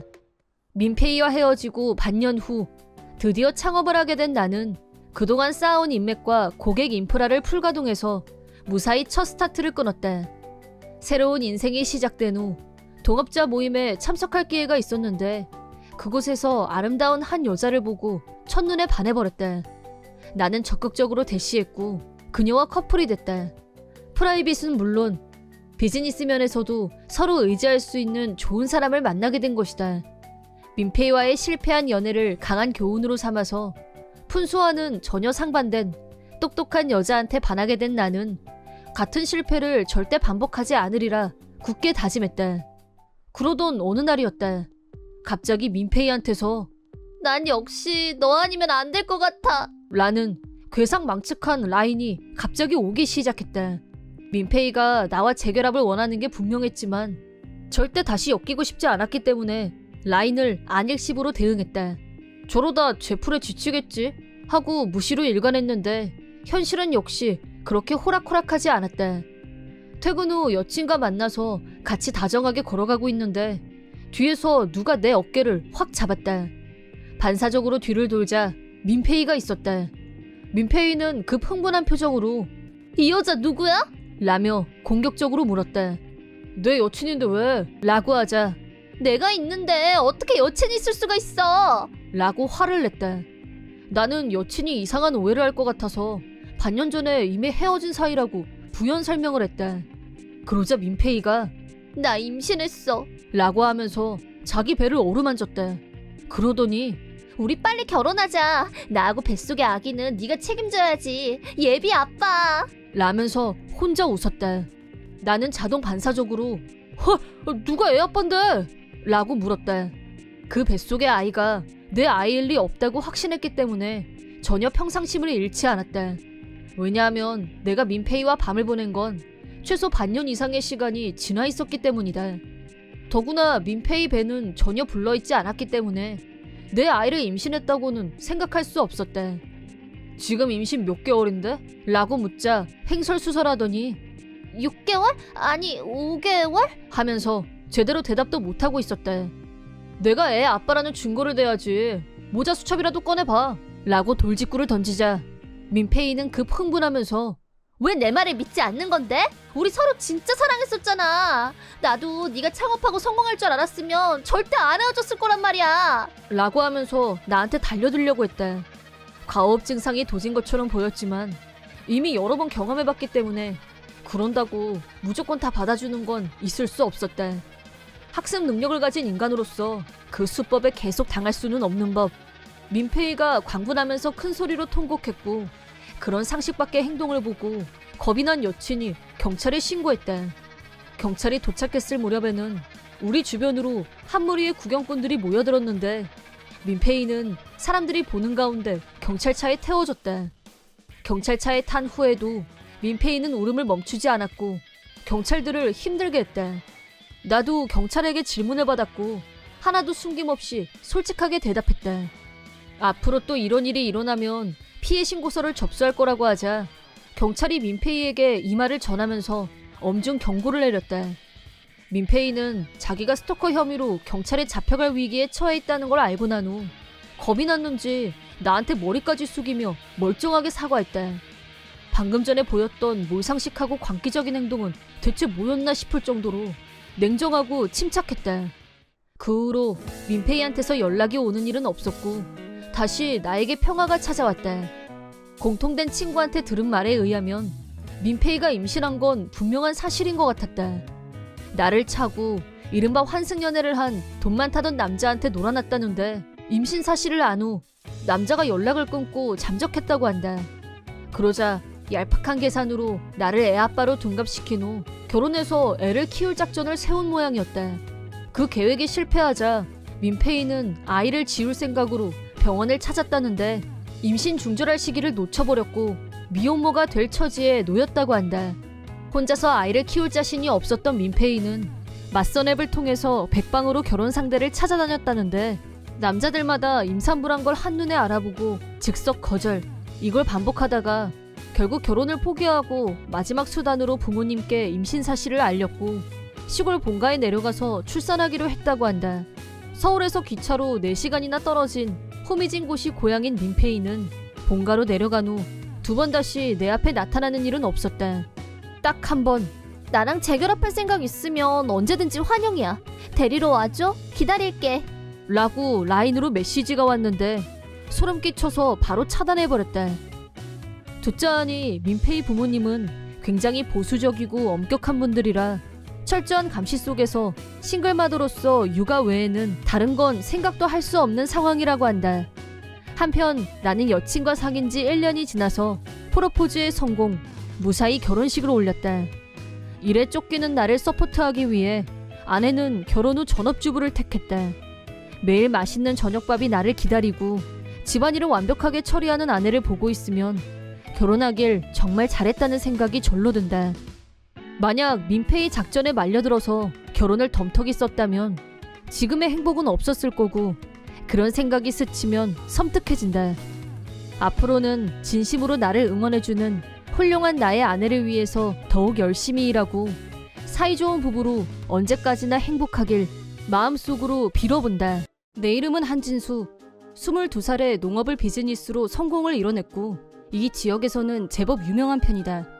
최근에는 잡지사에서 취재를 오기도 하고 지역 방송국의 프로그램에 소개되는 일도 있어서 밖에 나가면 나를 알아보는 사람들이 많아졌다.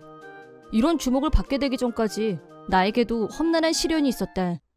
아버지, 어머니, 남동생, 나까지 4식구였는데 어려서부터 부모님은 나를 변변치 않은 장남이라고 불렀고 동생은 나를 모자란 형이라고 불렀다. 그 이유는 동생과 비교해서 내 외모가 열등했기 때문이다. 부모님은 젊은 시절 미남미녀 커플이란 말을 들으면서 주위의 시선을 꽤나 모았던 사람들이었다. 그런 부모님의 유전자를 독점한 듯한 동생은 아이돌급 외모의 얼짱이었다. 하지만 나는 부모님의 외모를 전혀 닮지 않았고 아이돌 근처에도 못 갈 정도의 얼꽝이었다. 나는 건설 현장에서 몫으로 일하고 있는 친할아버지와 얼굴이 매우 비슷했기 때문에 친자식인 건 틀림없을 거라는 생각을 하곤 했다. 하지만 부모님은 너무 당연하게 나를 자기들 친자식이 아닌 것처럼 대했고 아주 어렸을 때부터 가족들에게 상처받으면서 자랐다. 내가 중학교에 올라간 후로 가족들의 홀대는 더욱 심해졌다. 부모님은 나한테 돈 쓰는 걸 노골적으로 싫어했다. 동생은 동아리 활동, 취미 활동, 하고 싶은 건 다 하게 하면서 나는 아무것도 못하게 했고 집안일을 몽땅 나한테 시켰다. 고등학교에 진학할 무렵이 됐을 때는 의무교육도 아니니까 학교는 됐고 넌 돈이나 벌어 라며 진학을 막았고 결국 나는 고등학교를 포기하고 직업전선에 뛰어들었다. 그 무렵 길거리에서 우연히 친할아버지와 마주치게 됐다. 내가 아주 어렸을 때 아버지가 할아버지 명의로 사전에 말도 없이 돈을 빌린 게 들켜서 난리가 났었고 그 뒤로 할아버지한테 절연당한 상태였다. 벌써 10년이나 안 만났는데도 할아버지는 나를 바로 알아봐 주셨다. 내가 인사하자 달려오셔서 내 머리를 쓰다듬으며 잘 있었어? 보고 싶었다 라면서 진심으로 반가워하셨다. 몇 학년이냐고 묻길래 고등학교에 못 가고 직장을 구하러 다니는 중이라고 하자 할아버지는 그럼 내 밑에 들어와서 일해라. 네 아빠한테는 비밀이다 라고 하셨다. 가족들에게는 비밀로 하고 할아버지 밑에서 몫으로 일하게 됐는데 적응하기까지 일이 끝나면 늘 녹초가 됐다. 힘겨워하는 나에게 할아버지가 열정적으로 목수일을 가르쳐주신 덕분에 20살이 됐을 무렵에는 거뜬히 제 몫을 해내는 몫으로 성장해 있었다. 일을 시작한 후로는 아침 일찍 집에서 나와서 저녁은 할아버지 댁에서 먹고 돌아갔기 때문에 가족들과는 얼굴 부딪힐 일도 없었고 난생 처음 스트레스 없는 생활을 보내고 있었다. 월급은 부모들한테 깡그리 빼앗겼기 때문에 수중에 돈은 한 푼도 없었지만 점심에는 할머니가 만들어주신 도시락이 있었고 저녁 역시 할머니의 맛있고 따뜻한 밥을 매일 먹을 수 있었기 때문에 아무런 불만 없이 하루하루 충실하게 보냈다. 하지만 그런 생활도 그리 길게 가진 않았다. 내가 겨우 숙련된 목수가 된 20살 때 할아버지가 병으로 왼손에 마비가 오고 말았다. 다행히 오른손잡이여서 재활치료만 잘 받으면 일상생활에는 큰 지장이 없을 거라고 했지만 할아버지는 이미 정년퇴임을 넘긴 나이였고 목수 일은 더 이상 계속하기 힘들다는 결론이 내려졌다. 진수야, 미안하다. 라며 어깨가 축 처진 할아버지께 나는 걱정 마세요. 할아버지한테 많이 배워서 이제 다른 데 가서도 잘할 자신 있어요. 새 직장 구하면 돼요. 라고 씩씩하게 할아버지를 안심시켰다. 하지만 사실은 불안해서 견딜 수가 없었다. 중졸인 나를 뽑아줄 회사가 과연 있을지 걱정과 불안이 엄습했지만 매일매일 열심히 직장을 알아봤다.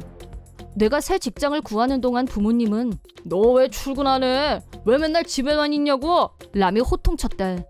실직 상태라고 하자 버럭 화를 내면서 동생이 대학에 들어갔는데 네가 놀고 있으면 학비를 어떻게 내냐면서 매일 욕하고 못살게 굴었다. 얼른 새 직장을 구해야겠다는 생각은 굴뚝 같았지만 직장을 구하는 일은 그렇게 쉬운 일이 아니었고 실직하고 벌써 2달이 지나가고 있었다. 그러던 어느 날 직업소개소에 가려고 준비하고 있는데 아버지가 갑자기 나를 붙잡더니 너 나 좀 잠깐 따라와 라고 하면서 무작정 차에 태웠다. 연달아서 어머니와 동생도 타더니 양쪽에서 내 팔을 꽉 잡고 움직이지 못하게 했다. 영문도 모른 채 어디론가 끌려가는 기분이었고 한참을 달리자 험악한 산길로 들어섰다. 차를 세운 후 아버지가 여기 어디쯤이었던 것 같은데? 저기다! 라면서 가리킨 곳은 다 쓰러져가는 오두막이었다. 셋은 나를 차에서 거칠게 끌어내렸고 중졸에 쓸모없는 너 같은 애는 여기가 딱이야 라면서 나를 비웃었다. 제법 넓은 부지에 적당한 크기의 오두막이 4채가 보였다. 순간 할아버지한테 배운 목수 기술을 발휘할 기회라는 생각이 들었다. 나는 부모들에게 나 진짜 여기서 살아도 돼? 고마워 라고 말했다. 그러자 아버지가 이런 산속에 다 쓰러져가는 오두막 그래 너 가져라 명의 변경도 네 이름으로 해놨으니까 그렇게 알고 라면서 정말 토지 권리서를 나한테 줬다. 그러더니 굶어 죽지 않게 조심해라 적당히 풀 뜯어먹으면서 잘 살아봐 라면서 실컷 비웃더니 왔던 길로 되돌아갔다. 1년 후 다 쓰러져가던 산속 오두막은 모던한 분위기의 공간으로 완벽 변신. 넓은 땅은 잘 정비되었고 다양한 야채들이 자라는 텃밭으로 꾸며졌다. 나는 오두막 한 채를 증축해서 내가 직접 키운 야채들을 식재료로 한 농원 레스토랑을 오픈했고 나머지 3개는 각각 숙박시설, 독서 카페, 나의 주거 공간으로 탈바꿈시켰다. 넓은 토지를 안 쓰고 그냥 두기 아까워서 바비큐, 캠핑장으로 개조해서 오픈했고 여름에는 아마추어 가수들을 모아서 페스티벌을 개최하기도 했다. 적극적으로 비즈니스를 전개하자 수입도 그에 걸맞게 따라왔다. 어느덧 나는 사업가로서 이 지역에서 이름을 날리게 됐다. 정신없이 바빴지만 알차게 하루하루를 보내던 어느 날 부모들과 동생이 탄 차가 부지 안으로 들어왔다. 손님들로 북적북적한 내 가게들을 보더니 이게 어떻게 된 일이야? 이게 다 뭐야? 라고 외쳤다. 내가 지금까지의 경위를 설명하자 아버지는 이 땅을 너한테 준 사람은 나야. 그럼 이 입금을 나한테 넘겨야지. 라며 급 흥분했다. 그때였다. 가게 안에서 누군가가 걸어 나왔다. 누군지 알아본 아버지는 여기를 어떻게... 라며 당황한 것 같았다. 누군가란 바로 할아버지와 할머니였다. 실은 아버지한테 난데없이 땅을 받은 후 곧바로 가게를 열어볼 생각이라고 할아버지, 할머니께 상의한 결과 두 분이 물심양면으로 돕겠다고 나서주셨다. 할아버지는 목수일의 일선에서는 물러나셨지만 오두막 리폼 정도는 아직 할 수 있다면서 망치와 못을 다시 드셨다. 할머니는 요리라면 자신 있다면서 레스토랑을 오픈하면 요리사라고 부르라며 의욕을 불태우셨다. 셋이 힘을 합쳐 시작한 사업은 일손이 점점 필요해질 정도로 번창했고 금방 노인이나 전업주부들을 알바로 고용했다. 지금은 차를 타고 멀리서도 올 정도로 꽤 유명한 장소가 됐다. 가게에서 나온 할아버지는 아버지를 보자마자 네가 여길 어디라고 찾아와? 자식 갖다 버릴 땐 언제고 무슨 염치로 진수를 찾아왔어? 썩 꺼져! 라고 호통치면서 돌아가라고 하셨다. 이어서 할머니도 너하고는 10년도 더 전에 절연한 사이야. 여기는 우리 부부하고 진수가 사는 집이기도 해. 다시는 얼씬거리지 마라! 라고 하더니 손수 차문을 열고 세 사람에게 어서 타라고 했다. 부모들은 할아버지 할머니를 보더니 예전에 빚을 몽땅 떠넘겼던 문제까지 다시 불거질까봐 겁이 났는지 순순히 돌아갔다. 그 후 부모들은 자기들 힘만으로는 동생 대학 뒷바라지할 능력이 안 돼서 동생은 대학을 그만둘 수밖에 없었다고 한다. 그 일로 동생은 부모를 원망했고 집에만 틀어박혀서 성질만 내고 있다고 한다. 부모들은 험악해진 동생한테 벌벌 떨면서 몸에 상처가 떠나지 않는 비참한 생활을 하게 되고 말았다. 결국 매일 다치고 병이 나는 아버지를 두고 회사에서도 이상한 소문이 돌고 수군거리자 견딜 수 없어서 자진 퇴사했다고 한다. 어머니는 생활비를 벌기 위해 술집에서 알바를 시작했다는데 지나친 음주로 몸이 말이 아니라고 한다. 동생은 집에서 한 발자국도 안 나가는 건 물론 씻지도 않고 망가져가고 있다고 한다. 한편 나는 가게가 번성하면서 인기 장소가 됐고 여러 사람들과 만나면서 언제나 웃음이 끊이지 않는 인생을 살고 있다. 할아버지 할머니도 이렇게 행복한 노후가 기다리고 있을 줄은 생각지도 못했었다면서 나한테 고맙다고 하셨다. 나 역시 어려울 때마다 내 편이 되어주신 할아버지, 할머니께 언제나 감사하는 마음이다. 내 이름은 어이남, 아내 부정혜와 결혼한 지 2년이 됐다. 소개팅으로 만났는데 나이는 똑같은 30이었다. 1년 연애 후 결혼했으니까 연애 기간을 합치면 3년을 함께했다. 그래서인지 예전 같은 알콩달콩은 없다. 하지만 나는 그걸 나쁘게 생각해 본 적은 없었다. 부부로 가족으로 정착된 느낌. 이제 아이만 있으면 될 것 같은데. 하지만 아내의 생각은 달랐다. 연애 초창기나 신혼 초기 때처럼 알콩달콩하는 게 사랑이다 라고 주장했다. 그러더니 사랑이 느껴지지 않는데 어떻게 아이를 갖냐 라며 아이를 거부했다. 내 입장에서는 아이는 여자가 낳는 거니까 라는 생각으로 아내의 생각이 바뀌기를 기다렸다. 아내는 러브스토리 영화나 드라마의 광팬이었다. 나도 저런 연애해보고 싶어 라는 말이 입에 붙어 있었다. 아내의 취향에 맞춰서 나도 한 묶음의 장미꽃다발을 선사한 적도 있다. 사랑한다는 말도 물론 빼놓지 않았다. 하지만 아내는 그 정도로는 만족할 수 없었던 모양이다. 아, 나도 저런 영화 같은 사랑해보고 싶어. 저렇게 위험하고 애절한 사랑. 너무 내 스타일인데. 텔레비전을 볼 때마다 혼자서 중얼중얼거렸다. 그런 아내가 최근 석 달 사이에 이상한 변화를 보였다. 우선 1단계는 부부관계가 없어졌다. 다음은 갑자기 사사건건 불평불만이 넘쳐났다. 그것도 아주 사소한 걸 가지고 불만을 끄집어냈다. 내가 조금이라도 반론하면 히스테리 발작을 일으켰다. 예를 들면 한 번은 금방 나갔다 올 거야 하고 전기불을 켜놓고 나갔다. 실제로 내가 나갔다 온 시간은 고작 2분 정도였는데 아내는 버럭 소리를 질렀다. 왜 불을 안 꺼? 전기세 아까운 것도 몰라? 금방 나갔다 올 거라서 그냥 켜놓고 간 거야. 2분, 3분은 뭐 전기세가 안 나가니? 넌 그게 문제야. 사고방식 자체가 나태하고 의식이 낮잖아. 비약이 너무 심한 거 아니냐? 아내는 쇳소리를 내며 더 크게 화를 냈다. 아, 진짜 정말 너무 안 맞아. 내가 틀린 말 했어? 왜 인정은 안 하고 토를 달아? 진짜 이해가 안 돼. 그리고 마무리로 사사건건 이렇게 다른데 어떻게 같이 살아? 서로 피곤하고 이혼밖에 답 없는 거 아니야? 라면서 이혼 소리를 입에 달고 살았다. 만약 아내가 작은 일까지 신경을 많이 쓰는 타입이라면 이해할 수 있다. 하지만 정작 본인은 불 끄는 일을 까먹는 건 수도 없이 많았고 핸드폰도 어디다 뒀는지 맨날 까먹는 칠칠치 못한 성격이었다. 하지만 나는 너무 세게 따지고 들진 않았다. 겨우 이런 이유 때문에 이혼하고 싶진 않았기 때문이다. 아내에게 다른 스트레스가 있는 건 아닌지 이유를 찾아본 적도 있었다. 주말에 친구들 만난다고 자주 나가는데 사이좋게 잘 지내고 있는 거지? 라던가 파트 근무 나가는 건 어때? 힘 안 들어? 라고 관심을 보여봤다. 그러자 개짜증. 그런 걸 너한테 일일이 말해야 돼? 왜 꼬치꼬치 난리야? 라며 버럭 화를 내기 일쑤였고 아무 소득 없이 끝났다.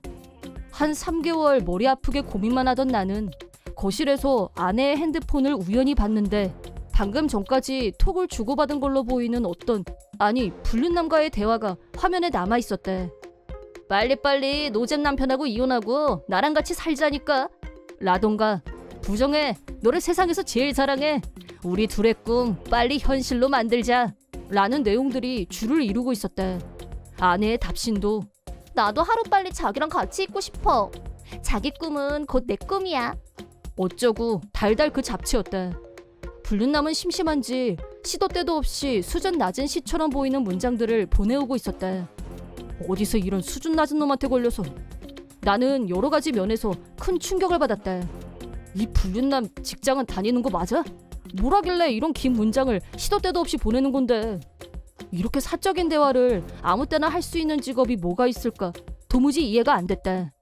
일단은 아내와 불륜남의 노골적인 대화들을 사진으로 담아뒀다. 그동안 빨리 뭐라도 하지 않으면 이혼당할지도 모른다고 걱정했었는데 왜 이렇게 내가 한심한지. 작은 일에도 트집을 잡으면서 화내고 이혼이 어쩌고 불안감을 조성했던 이유는 불륜 중이었기 때문이었다. 그러니 당연히 아이를 낳고 싶지 않았겠지. 이런 여자 나도 필요 없어. 아니, 내가 먼저 이혼하자고 할 거야. 자그마치 3개월이나 끙끙거리고 고민했던 게 우스워져서 혼자 웃고 말았다.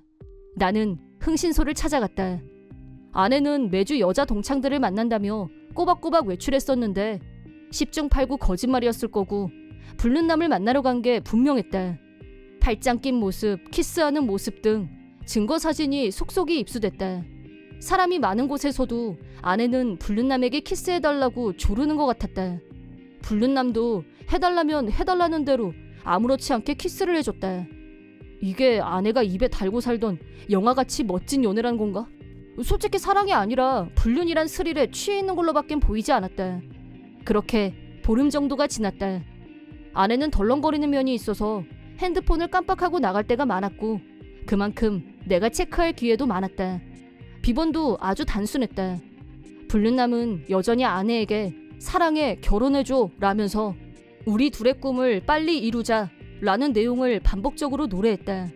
아내 역시 그런 말들에 완전히 푹 빠져 있었다. 어느 날 내가 퇴근해서 들어오자 아내가 먼저 얘기를 꺼냈다. 얘기 좀 해. 할 말 있어. 그 말을 듣는 순간 감이 왔고 핸드폰의 녹음 버튼을 눌렀다. 무슨 얘긴데? 우리 요즘 계속 엇갈린다는 생각 안 들어? 서로 안 맞는 면만 확인하게 되는 것 같고. 그거야 네가 맨날 꼬투리를 잡으니까 그렇지. 그러나 입 밖으론 내지 않았다. 최근 3개월 동안 나는 당신하고 관계를 개선하고 싶어서 내 나름대로 열심히 노력했었어. 하지만 당신은 전혀 협조하지 않았어. 당신한테는 믿음도 희망도 찾을 수가 없어. 이혼해. 나는 다시 속으로 믿을 수 없는 건 내가 아니라 너다 라고 분노의 포효를 했다. 하지만 겉으로는 냉정하게 반박하기 위해 질문을 던졌다. 어떤 면에서 협조가 부족했는데? 당신이 지적한 건 고치려고 했었고 집안일도 분담해서 했던 것 같은데? 직장 열심히 다녀서 월급도 받아왔고. 그럼 뭐해. 요즘 우리 보기만 하면 싸우잖아. 부부답게 대화를 나눈 게 언젠지 기억도 안 나. 그래서 내 결론은 이렇게 당신하고 평생을 지낼 자신이 없어졌단 거야. 좋아. 당신 불만이 뭔진 알겠는데 정확한 이혼 사유가 뭐야? 지금까지 말한 게 다 이유야. 진짜 그래? 우리 벌써 3년이나 같이 보낸 사이야. 그런데 지금 그 관계를 끝내자는 거잖아. 그럼 진짜 이유가 뭔지 정도는 말해줘도 되지 않아? 나는 약간 연기를 더해서 말했다. 아내가 좋아하는 드라마의 한 장면처럼 말이다. 아내는 눈물을 글썽거렸다. 좋아하는 사람이 생겼어. 나 진정한 사랑이 뭔지 알게 된 것 같아. 그렇다고 당신이 싫어졌다는 뜻은 아니야. 단지 난 더 멋진 사람을 만나게 됐는데 어쩌라고 나더러. 만약 만나는 순서가 바뀌었더라면. 살짝 던져주자 아내는 드라마에서 주워들은 대사들을 나열하듯이 혼자서 열연을 펼쳤다. 나는 적절한 타이밍에 치고 들어갔다. 언제부터 사귄 건데? 처음 만난 건 반년 전이야. 눈이 많이 오던 밤이었어. 사귀게 된 건 3개월 전부터고. 그 사람하고 나는 우리 둘의 꿈을 이루기 위해서 재출발하기로 했어. 우리 둘의 꿈? 재출발? 불륜남은 미용실에서 일한 경험이 있고 독립해서 자기 샵을 내고 싶어하는 모양이었다.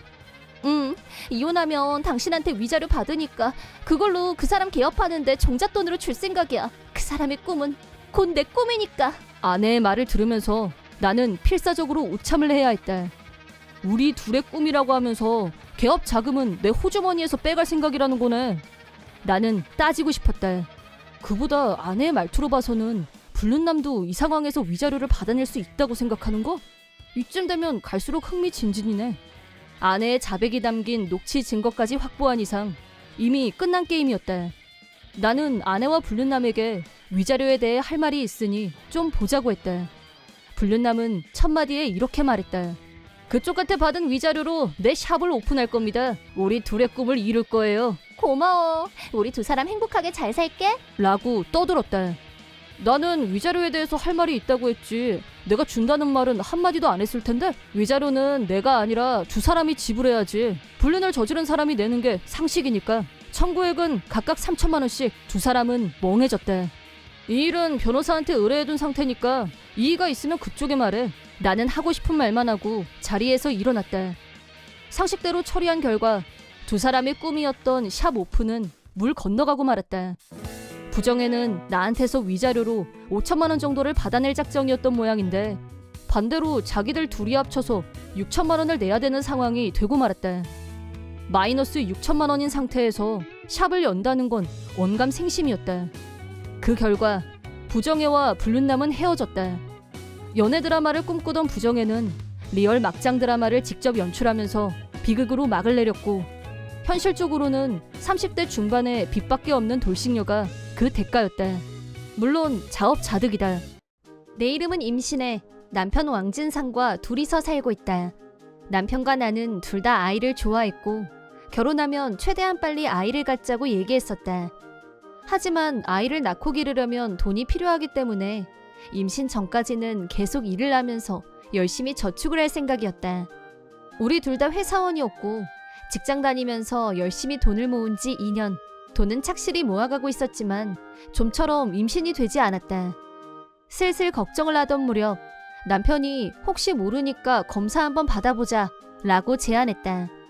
나는 건강에는 자신 있었고 불임이란 생각은 전혀 해본 적이 없었지만 남편의 제안을 받아들여서 병원에서 검사를 받아보기로 했다. 검사 결과 뜻밖에도 내가 임신하기 어려운 체질이란 걸 알게 됐다. 충격은 컸지만 불임 치료를 받으면 임신 가능성이 높아질 수도 있다는 말을 듣고 불임 치료를 받아보고 싶다고 남편한테 상의했다. 하지만 남편한테서 돌아온 말은 애를 못 낳다니 최악이다 라는 망언이었다. 믿었던 남편한테서 그런 망언을 듣게 되다니 실망을 넘어선 절망 앞에서 경악하고 말았다.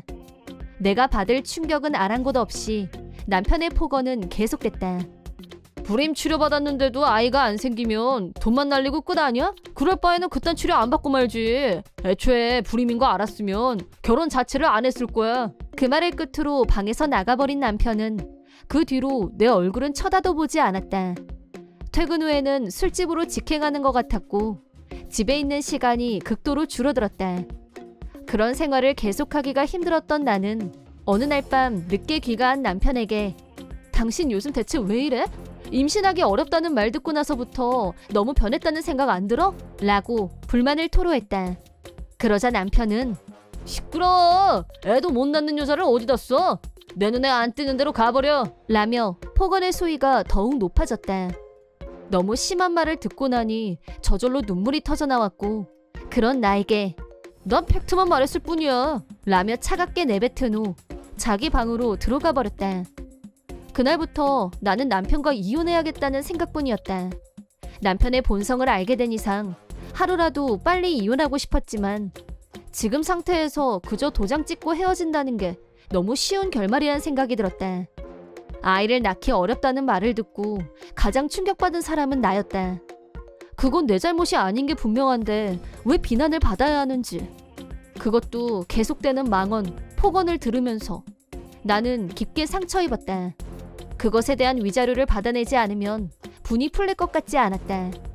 그런 생각을 하게 된 나는 변호사를 찾아갔고 변호사의 충고를 바탕으로 행동에 옮겼다. 변호사의 말에 따라 매일 일기를 쓰기 시작한 나는 남편의 폭언을 모두 일기장에 기록했다.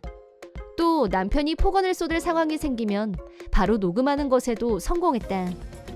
남편이 나를 향해 쓸모없는 여편네 꺼져 라는 음성이 담긴 녹음 파일을 변호사에게 들려주자 위자료를 청구할 요건이 갖춰졌단 말을 들었고 바로 남편한테 이혼을 요구했다. 집에 들어온 남편한테 이미 내 사인이 들어간 이혼 서류를 내밀자 이혼하자 이거냐? 라며 가볍게 비아냥거렸다. 당신하고 이혼할 거야. 언어폭력에 대한 위자료도 제대로 청구할 거고 내가 말하는 사이 남편은 이혼 서류에 이미 사인을 하고 있었다. 아이를 위해서 모아왔던 돈이 있었기 때문에 재산 분열을 한 후에도 위자료쯤이야 문제 없다고 생각했던 것 같다. 이혼 과정은 생각했던 것보다도 순조롭게 완결됐다. 위자료를 포함하자 그동안 모아뒀던 돈은 거의 대부분 내가 갖게 됐다. 그 돈 덕분에 이사며 새 생활을 시작하는 데는 아무 지장도 없었고 꿋꿋하게 홀로 서기를 시작했다. 이혼 후에도 다니던 직장에 계속 다녔고 친구들, 가족들과 같이 보내는 시간이 늘어났다. 내 시간을 충실하게 보내는 사이 이혼 후 2년 만에 새로운 만남을 갖게 됐다. 취미로 시작한 배드민턴 동호회에서 알게 된 진국남과 어느 순간부터 서로 끌렸고 진국남의 고백을 받고 정식 커플이 됐다. 또 연애 기간 2년 만에 프로포즈, 우리는 부부가 됐다. 진국남은 내가 임신하기 어려운 체질이라고 하자 나를 이해해줬고 내 의견을 들어주려고 했다. 나는 아이를 너무 좋아하고 불임 치료를 하고 싶다고 솔직하게 말했더니 그럼 직장을 그만두고 불임 치료에만 전념하는 게 어떻겠냐고 했다. 그 말을 듣는 순간 처음으로 어쩌면 아이를 가질 수 있을지도 모른다는 희망이 싹 텄다. 불임 치료를 시작한 지 3년 후 30살 생일을 앞둔 어느 날 몸이 안 좋아서 병원을 찾았는데 뜻밖에도 임신이란 말을 듣게 됐다. 너무 좋아서 회사에 있는 남편한테 바로 전화로 알렸고 둘이서 함께 기쁨의 눈물을 흘렸다. 그 후 무사히 첫 아이를 출산하고 다시 2년 후에는 둘째 아이를 자연 임신했다. 내 식구를 이룬 나는 즐겁고 사는 맛이 느껴지는 나날을 보내고 있었다. 그러던 어느 날 가족이 함께 쇼핑몰에 가서 쇼핑을 하고 있는데 뒤에서 어떤 남자가 내 이름을 불렀다. 뒤돌아보니 전남편이 서 있었다. 전남편은 오래간만이다. 근데 그 애들은 뭐냐? 양자 입양했냐? 눈물 나네. 나는 아내랑 애들 셋하고 쇼핑하러 왔어. 역시 내 친자식들이라서 그런지 눈에 넣어도 안 아파. 라며 잘난 척했다. 하지만 옆에 있는 부인은 불편해 보이는 얼굴을 하고 있었다. 나는 이 애들은 내가 낳은 내 아이들이야. 나도 지금 가족끼리 시간 보내는 중이거든? 방해하지 말고 각자 갈 길 가자. 라고 선을 그었다. 갑자기 기분이 상한 나는 기분 전환을 위해서 달달한 게 먹고 싶어졌고 아이스크림 전문점에 가서 줄을 서서 기다리고 있는데 방금 전에 본 전남편 부인이 달려오더니 죄송한데요. 잠깐만 시간 내주시겠어요? 라고 말했다. 무슨 일이신데요? 라고 묻자 부인은 다급한 목소리로 이런 일을 전 부인한테 상의하는 게 상식이 아닐 수도 있는데요. 제가 남편의 언어폭력을 도저히 견딜 수가 없어서요. 오늘이라도 당장 이혼하고 싶은 생각뿐인데 그냥 이혼하는 건 도저히 억울해서 안 되겠어요. 그렇게 심한 말을 듣고 살았는데 스트레스 때문에 탈모까지 왔어요. 라면서 머리를 보여줬다. 부인이 묻고 싶은 말은 손해보지 않고 이혼하는 방법이 뭐가 있냐는 거였고 나는 그때 당시 내가 위자료를 청구하기 위해 변호사한테 들었던 방법을 그대로 알려줬다. 그러자 부인은 내 연락처를 물어봤고 정말 고맙습니다. 당장 오늘부터 시작할게요. 라고 하더니 재빠르게 돌아갔다. 나는 뒤에서 힘내요 하고 부인에게 진심 어린 응원을 보냈다. 2달 후 전남편의 부인한테서 갑자기 역 앞에 있는 카페에서 만나고 싶다는 연락이 왔고 부인을 만나러 카페로 갔다. 내 느낌이지만 전에 만났을 때보다 훨씬 밝고 편안해 보이는 모습이었다. 부인은 나를 보더니 일어나서 머리 숙여 인사를 했고 남편하고 무사히 이혼 소송을 마쳤어요. 라고 말했다. 부인 말을 들어보니 내가 했던 것처럼 매일 일기에 전 남편이 한 폭언을 기록하고 폭언한 것을 녹음까지 한 결과 문제없이 위자료를 청구할 수 있었다고 한다. 전 남편은 이미 한 번 위자료를 지불한 적이 있는지라 재혼 당시에는 거의 돈이 없는 상태였고 재산 분열을 한 후에도 위자료를 전액 지불할 재정적 여유가 없었다고 한다. 게다가 아이 셋 양육비까지 지불해야 하는 부담이 있기 때문에 이혼 후 궁핍해질 수밖에 없었다. 5 식구가 살던 집은 대출금 잔여금을 입금하지 못하는 바람에 은행에 넘어갔고 전 남편은 신용불량자 신세로 전락. 그러다 보니 더 이상 은행에서는 돈을 빌릴 수 없었고 사채를 빌리면서 지금은 아마 빚이 1억이 넘을 거라는 말을 했다.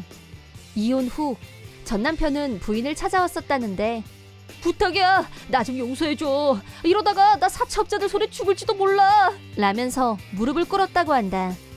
하지만 그동안 당해왔던 모욕을 생각하면 남편의 사과를 받아들일 수 없었고 바로 쫓아냈다고 한다. 현재 부인은 아이들과 친정에서 평화롭게 살고 있다고 말했다. 나는 예전부터 전 남편이 언젠가는 벌을 받게 될 거라고 생각하고 있었지만 이 정도로 비참하게 몰락할 줄은 예상하지 못했기 때문에 한편으로는 전 남편이 불쌍하다는 생각도 들었다. 나나 부인한테 했던 짓을 생각하면 당연히 받을 벌을 받고 있는 거지만 현재 나는 남편 아이들과 함께 있으면서 과거의 아픔은 아물었고 마음속에서 진정한 행복감을 느끼고 있다. 지금은 그런 남자와 결혼했었던 기억 자체를 지우고 싶은 심정이긴 하지만 빠르게 판단하고 위자료를 청구해서 이혼하길 정말 잘했다는 생각이 든다. 앞으로도 좋은 남편, 사랑스러운 아이들과 함께 서로 존중하면서 평화롭고 행복하게 사는 것이 나의 꿈이다. 사이다 무비튼. 내 이름은 성실한. 중학생인 아들 공한이와 둘이서 살고 있는 40살 회사원이다. 나는 싱글파더로 아들아이와 사이좋고 평화롭게 살고 있지만 실은 아들아이와 같이 살기 시작한 건 2년 전부터이고 그 전에는 단 한 번도 만난 적이 없었다. 왜냐하면 아내가 친정에 가서 출산을 하겠다며 내려간 후 13년간 실종 상태였기 때문이다. 아내와 결혼한 건 25살 때였고 2년 후에 첫 아이를 임신했다. 아이를 좋아했던 나는 아내의 임신을 학소고대하고 있던 터라 건강한 아이가 태어나기를 매일 기도하며 기다렸다. 임신 6개월이 됐을 무렵 아내가 갑자기 출산은 친정에 가서 하고 싶어 라고 했다. 나는 육아에 빨리 적응하고 싶었고 이왕이면 친정이 아니라 내가 같이 있어줄 수 있는 곳에서 출산하길 바랬다. 하지만 아내가 강력하게 원하는 바람에 섭섭했지만 동의할 수밖에 없었다. 첫 아이라 걱정되는 일도 많을 거고 장모님이 옆에 있으면 아내도 든든하려니 그렇게 생각하고 장인 장모님께 잘 부탁드린다고 인사를 드리고 아내를 보내기로 했다. 아내는 몸이 안 좋은 날이 많다며 친정에 되도록 빨리 가고 싶다고 했다. 임신 7개월이 되자 짐을 싸서 친정으로 내려갔다. 그런데 그 시점부터 아내의 심상치 않은 변화를 감지했다. 우선 친정에 내려간 후로 나한테 단 한 통의 연락도 없었다는 점. 내가 적극적으로 전화해, 라인해 아내에게 연락했지만 냉랭한 태도를 보였고 불신감이 싹트기 시작했다. 연휴를 이용해서 처갓집에 내려가겠다고 해도 몸이 안 좋다며 오지 말라고 나를 거부했다. 걱정 반, 궁금증 반. 장모한테 아내가 어떻게 지내고 있냐고 물었더니 매일 친구 만나러 나간다고 외출해서 집에는 거의 없다고 했다. 나한테는 허구한 날 몸이 안 좋다고 하면서 실상은 매일 나가서 노느라 바쁘다니 이건 너무 앞뒤가 안 맞았다. 뭔가 의심스러웠지만 설마 임신 중에 바람이 났을 리는 없다고 스스로를 안심시키면서 아이가 건강하게 태어나기만을 기다렸다. 아내가 산딸에 접어들고 얼마 안 있어서 갑자기 장모한테서 전화가 걸려왔는데 혹시 진자가 애기 데리고 집으로 돌아갔나? 라며 떨리는 목소리로 나한테 물었다. 처음엔 무슨 말씀을 하는지 몰라서 네? 아직 출산도 안 했는데 여기로 올 리가 없죠. 라고 하자 장모는 아내가 3일 전에 막 아이를 출산했다고 했다. 나한테는 아무 연락도 없었는데 출산을 하고 쥐도 새도 모르게 병원에서 종적을 감췄다는 아내. 사고당했을 가능성도 배제할 수 없었고 바로 경찰을 찾아가 실종자 신고를 하고 아내가 갔을 만한 곳을 찾아다녔다. 하지만 아내의 행방은 묘연했고 그저 시간만 흘러갔다. 아내가 실종된 지 1년. 나는 아내를 찾아다니는 걸 포기했다. 돌이켜 생각하니 아내는 친정에 내려간 직후부터 의심스러운 점이 많았고 사고가 아니라 본인의 의지로 종적을 감춘 것이라고 판단됐기 때문이다. 나는 그토록 기다리던 첫 아이의 얼굴조차 보지 못하고 가슴에 커다란 구멍이 뚫린 채 살아야 했다. 아내가 실종된 상태였기 때문에 이혼도 할 수 없었고 재혼도 불가능했다. 마음 한구석에 아내가 돌아올지도 모른다는 한 점 기대를 품고 외롭고 쓸쓸한 생활을 이어갔다. 그런 나에게 대반전이 찾아온 건 그로부터 13년이 지나서였다. 회사로 불쑥 자기가 내 아들이라고 하는 소년으로부터 전화가 걸려왔다. 소년은 나를 만나서 직접 얘기하고 싶다고 했다. 너무 뜻밖의 일이라 반신반의했지만 만약 정말 내 아들이라면 라는 생각에 꼭 만나봐야 할 것 같다는 생각이 들었다. 만나기로 약속한 패밀리 레스토랑에서 기다리고 있자 지저분한 몰골에 바싹 마른 한 소년이 눈에 들어왔다. 내가 먼저 가서 말을 걸었고 그 소년이 바로 전화를 건 장본인이란 게 확인됐다. 소년은 나를 보자마자 눈물을 흘리면서 저를 데려가 주시면 안 돼요? 라고 당돌하게 말했다. 몇 가지 질문을 한 결과 이 소년이 내 아들일 가능성이 높다고 확신했다. 아들은 부모의 육아방치 속에 학대받으며 힘들게 자랐다면서 크면 클수록 자신을 대하는 부친의 태도가 점점 나빠지는 곳에 심한 위화감을 느꼈다고 했다. 자신이 부친을 전혀 닮지 않았다는 사실도 무언가 석연치 않은 기분이었다고 했다. 학대와 배고픔 속에서 오직 생존을 위해 버티면서 그 집에서 도망치는 것만 상상하며 지내던 어느 날 아내의 옛날 수첩을 우연히 발견했는데 거기에는 아들아이가 태어나기 전까지 쓴 일기가 있었고 그 사이에 내 명함이 끼어 있는 걸 발견했다고 한다. 오직 그 명함 한 장에 모든 것을 걸고 집에서 돈을 훔쳐서 기차로 3시간을 달려서 지금 내 앞에 와 있다고 했다. 아들아이는 거기까지 얘기를 마친 후 나한테 수첩을 보여줬다. 일기 내용을 살펴보다가 경악을 금치 못하는 사실을 발견했다. 아내는 임신 전부터 이미 불륜 중이었다. 상대는 고향 친구로 중학교 동창이었다. 동창회에서 제외한 2사람은 장거리 불륜을 시작했다. 아내가 임신하자 불륜남은 남편과 이혼하고 나랑 같이 애 키우자 라고 말했고 그래서 아내는 실종자 신분이 되기로 결심한 것 같았다. 출산을 핑계로 친정에 내려간 후 매일 불륜남과 만나며 둘이서 도망칠 계획을 차근차근 세워나갔던 것이다. 그 결과 나한테는 출산 사실도 알리지 않은 채 도망에 성공. 도망친 후에는 불륜남과 자유분방하게 살아온 얘기들이 적혀 있었다. 아내가 실종된 진짜 이유를 알게 된 나는 아내에 대한 분노로 머리가 터질 것 같았다. 그건 아들아이도 마찬가지로 보였고 마지막 기회라는 생각으로 명함에 적혀있는 회사로 전화를 걸었다고 했다. 아들아이는 장기간 육아방치로 인한 학대 후유증이 심각한 상태였고 누구라도 이 아이를 즉시 보호해야 할 필요가 있었다. 하지만 친권이 아내에게 있는 이상 알리지도 않고 무작정 아들아이를 데려갈 수는 없었다. 아들아이에게 아내한테 연락해야 한다고 타이른 후 전화를 걸게 했다.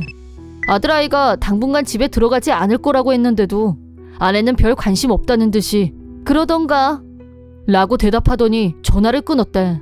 자기 아들에 대한 걱정은 1도 없었다. 이 아이의 짧은 인생이 얼마나 고달팠을까. 내 마음은 슬퍼졌다.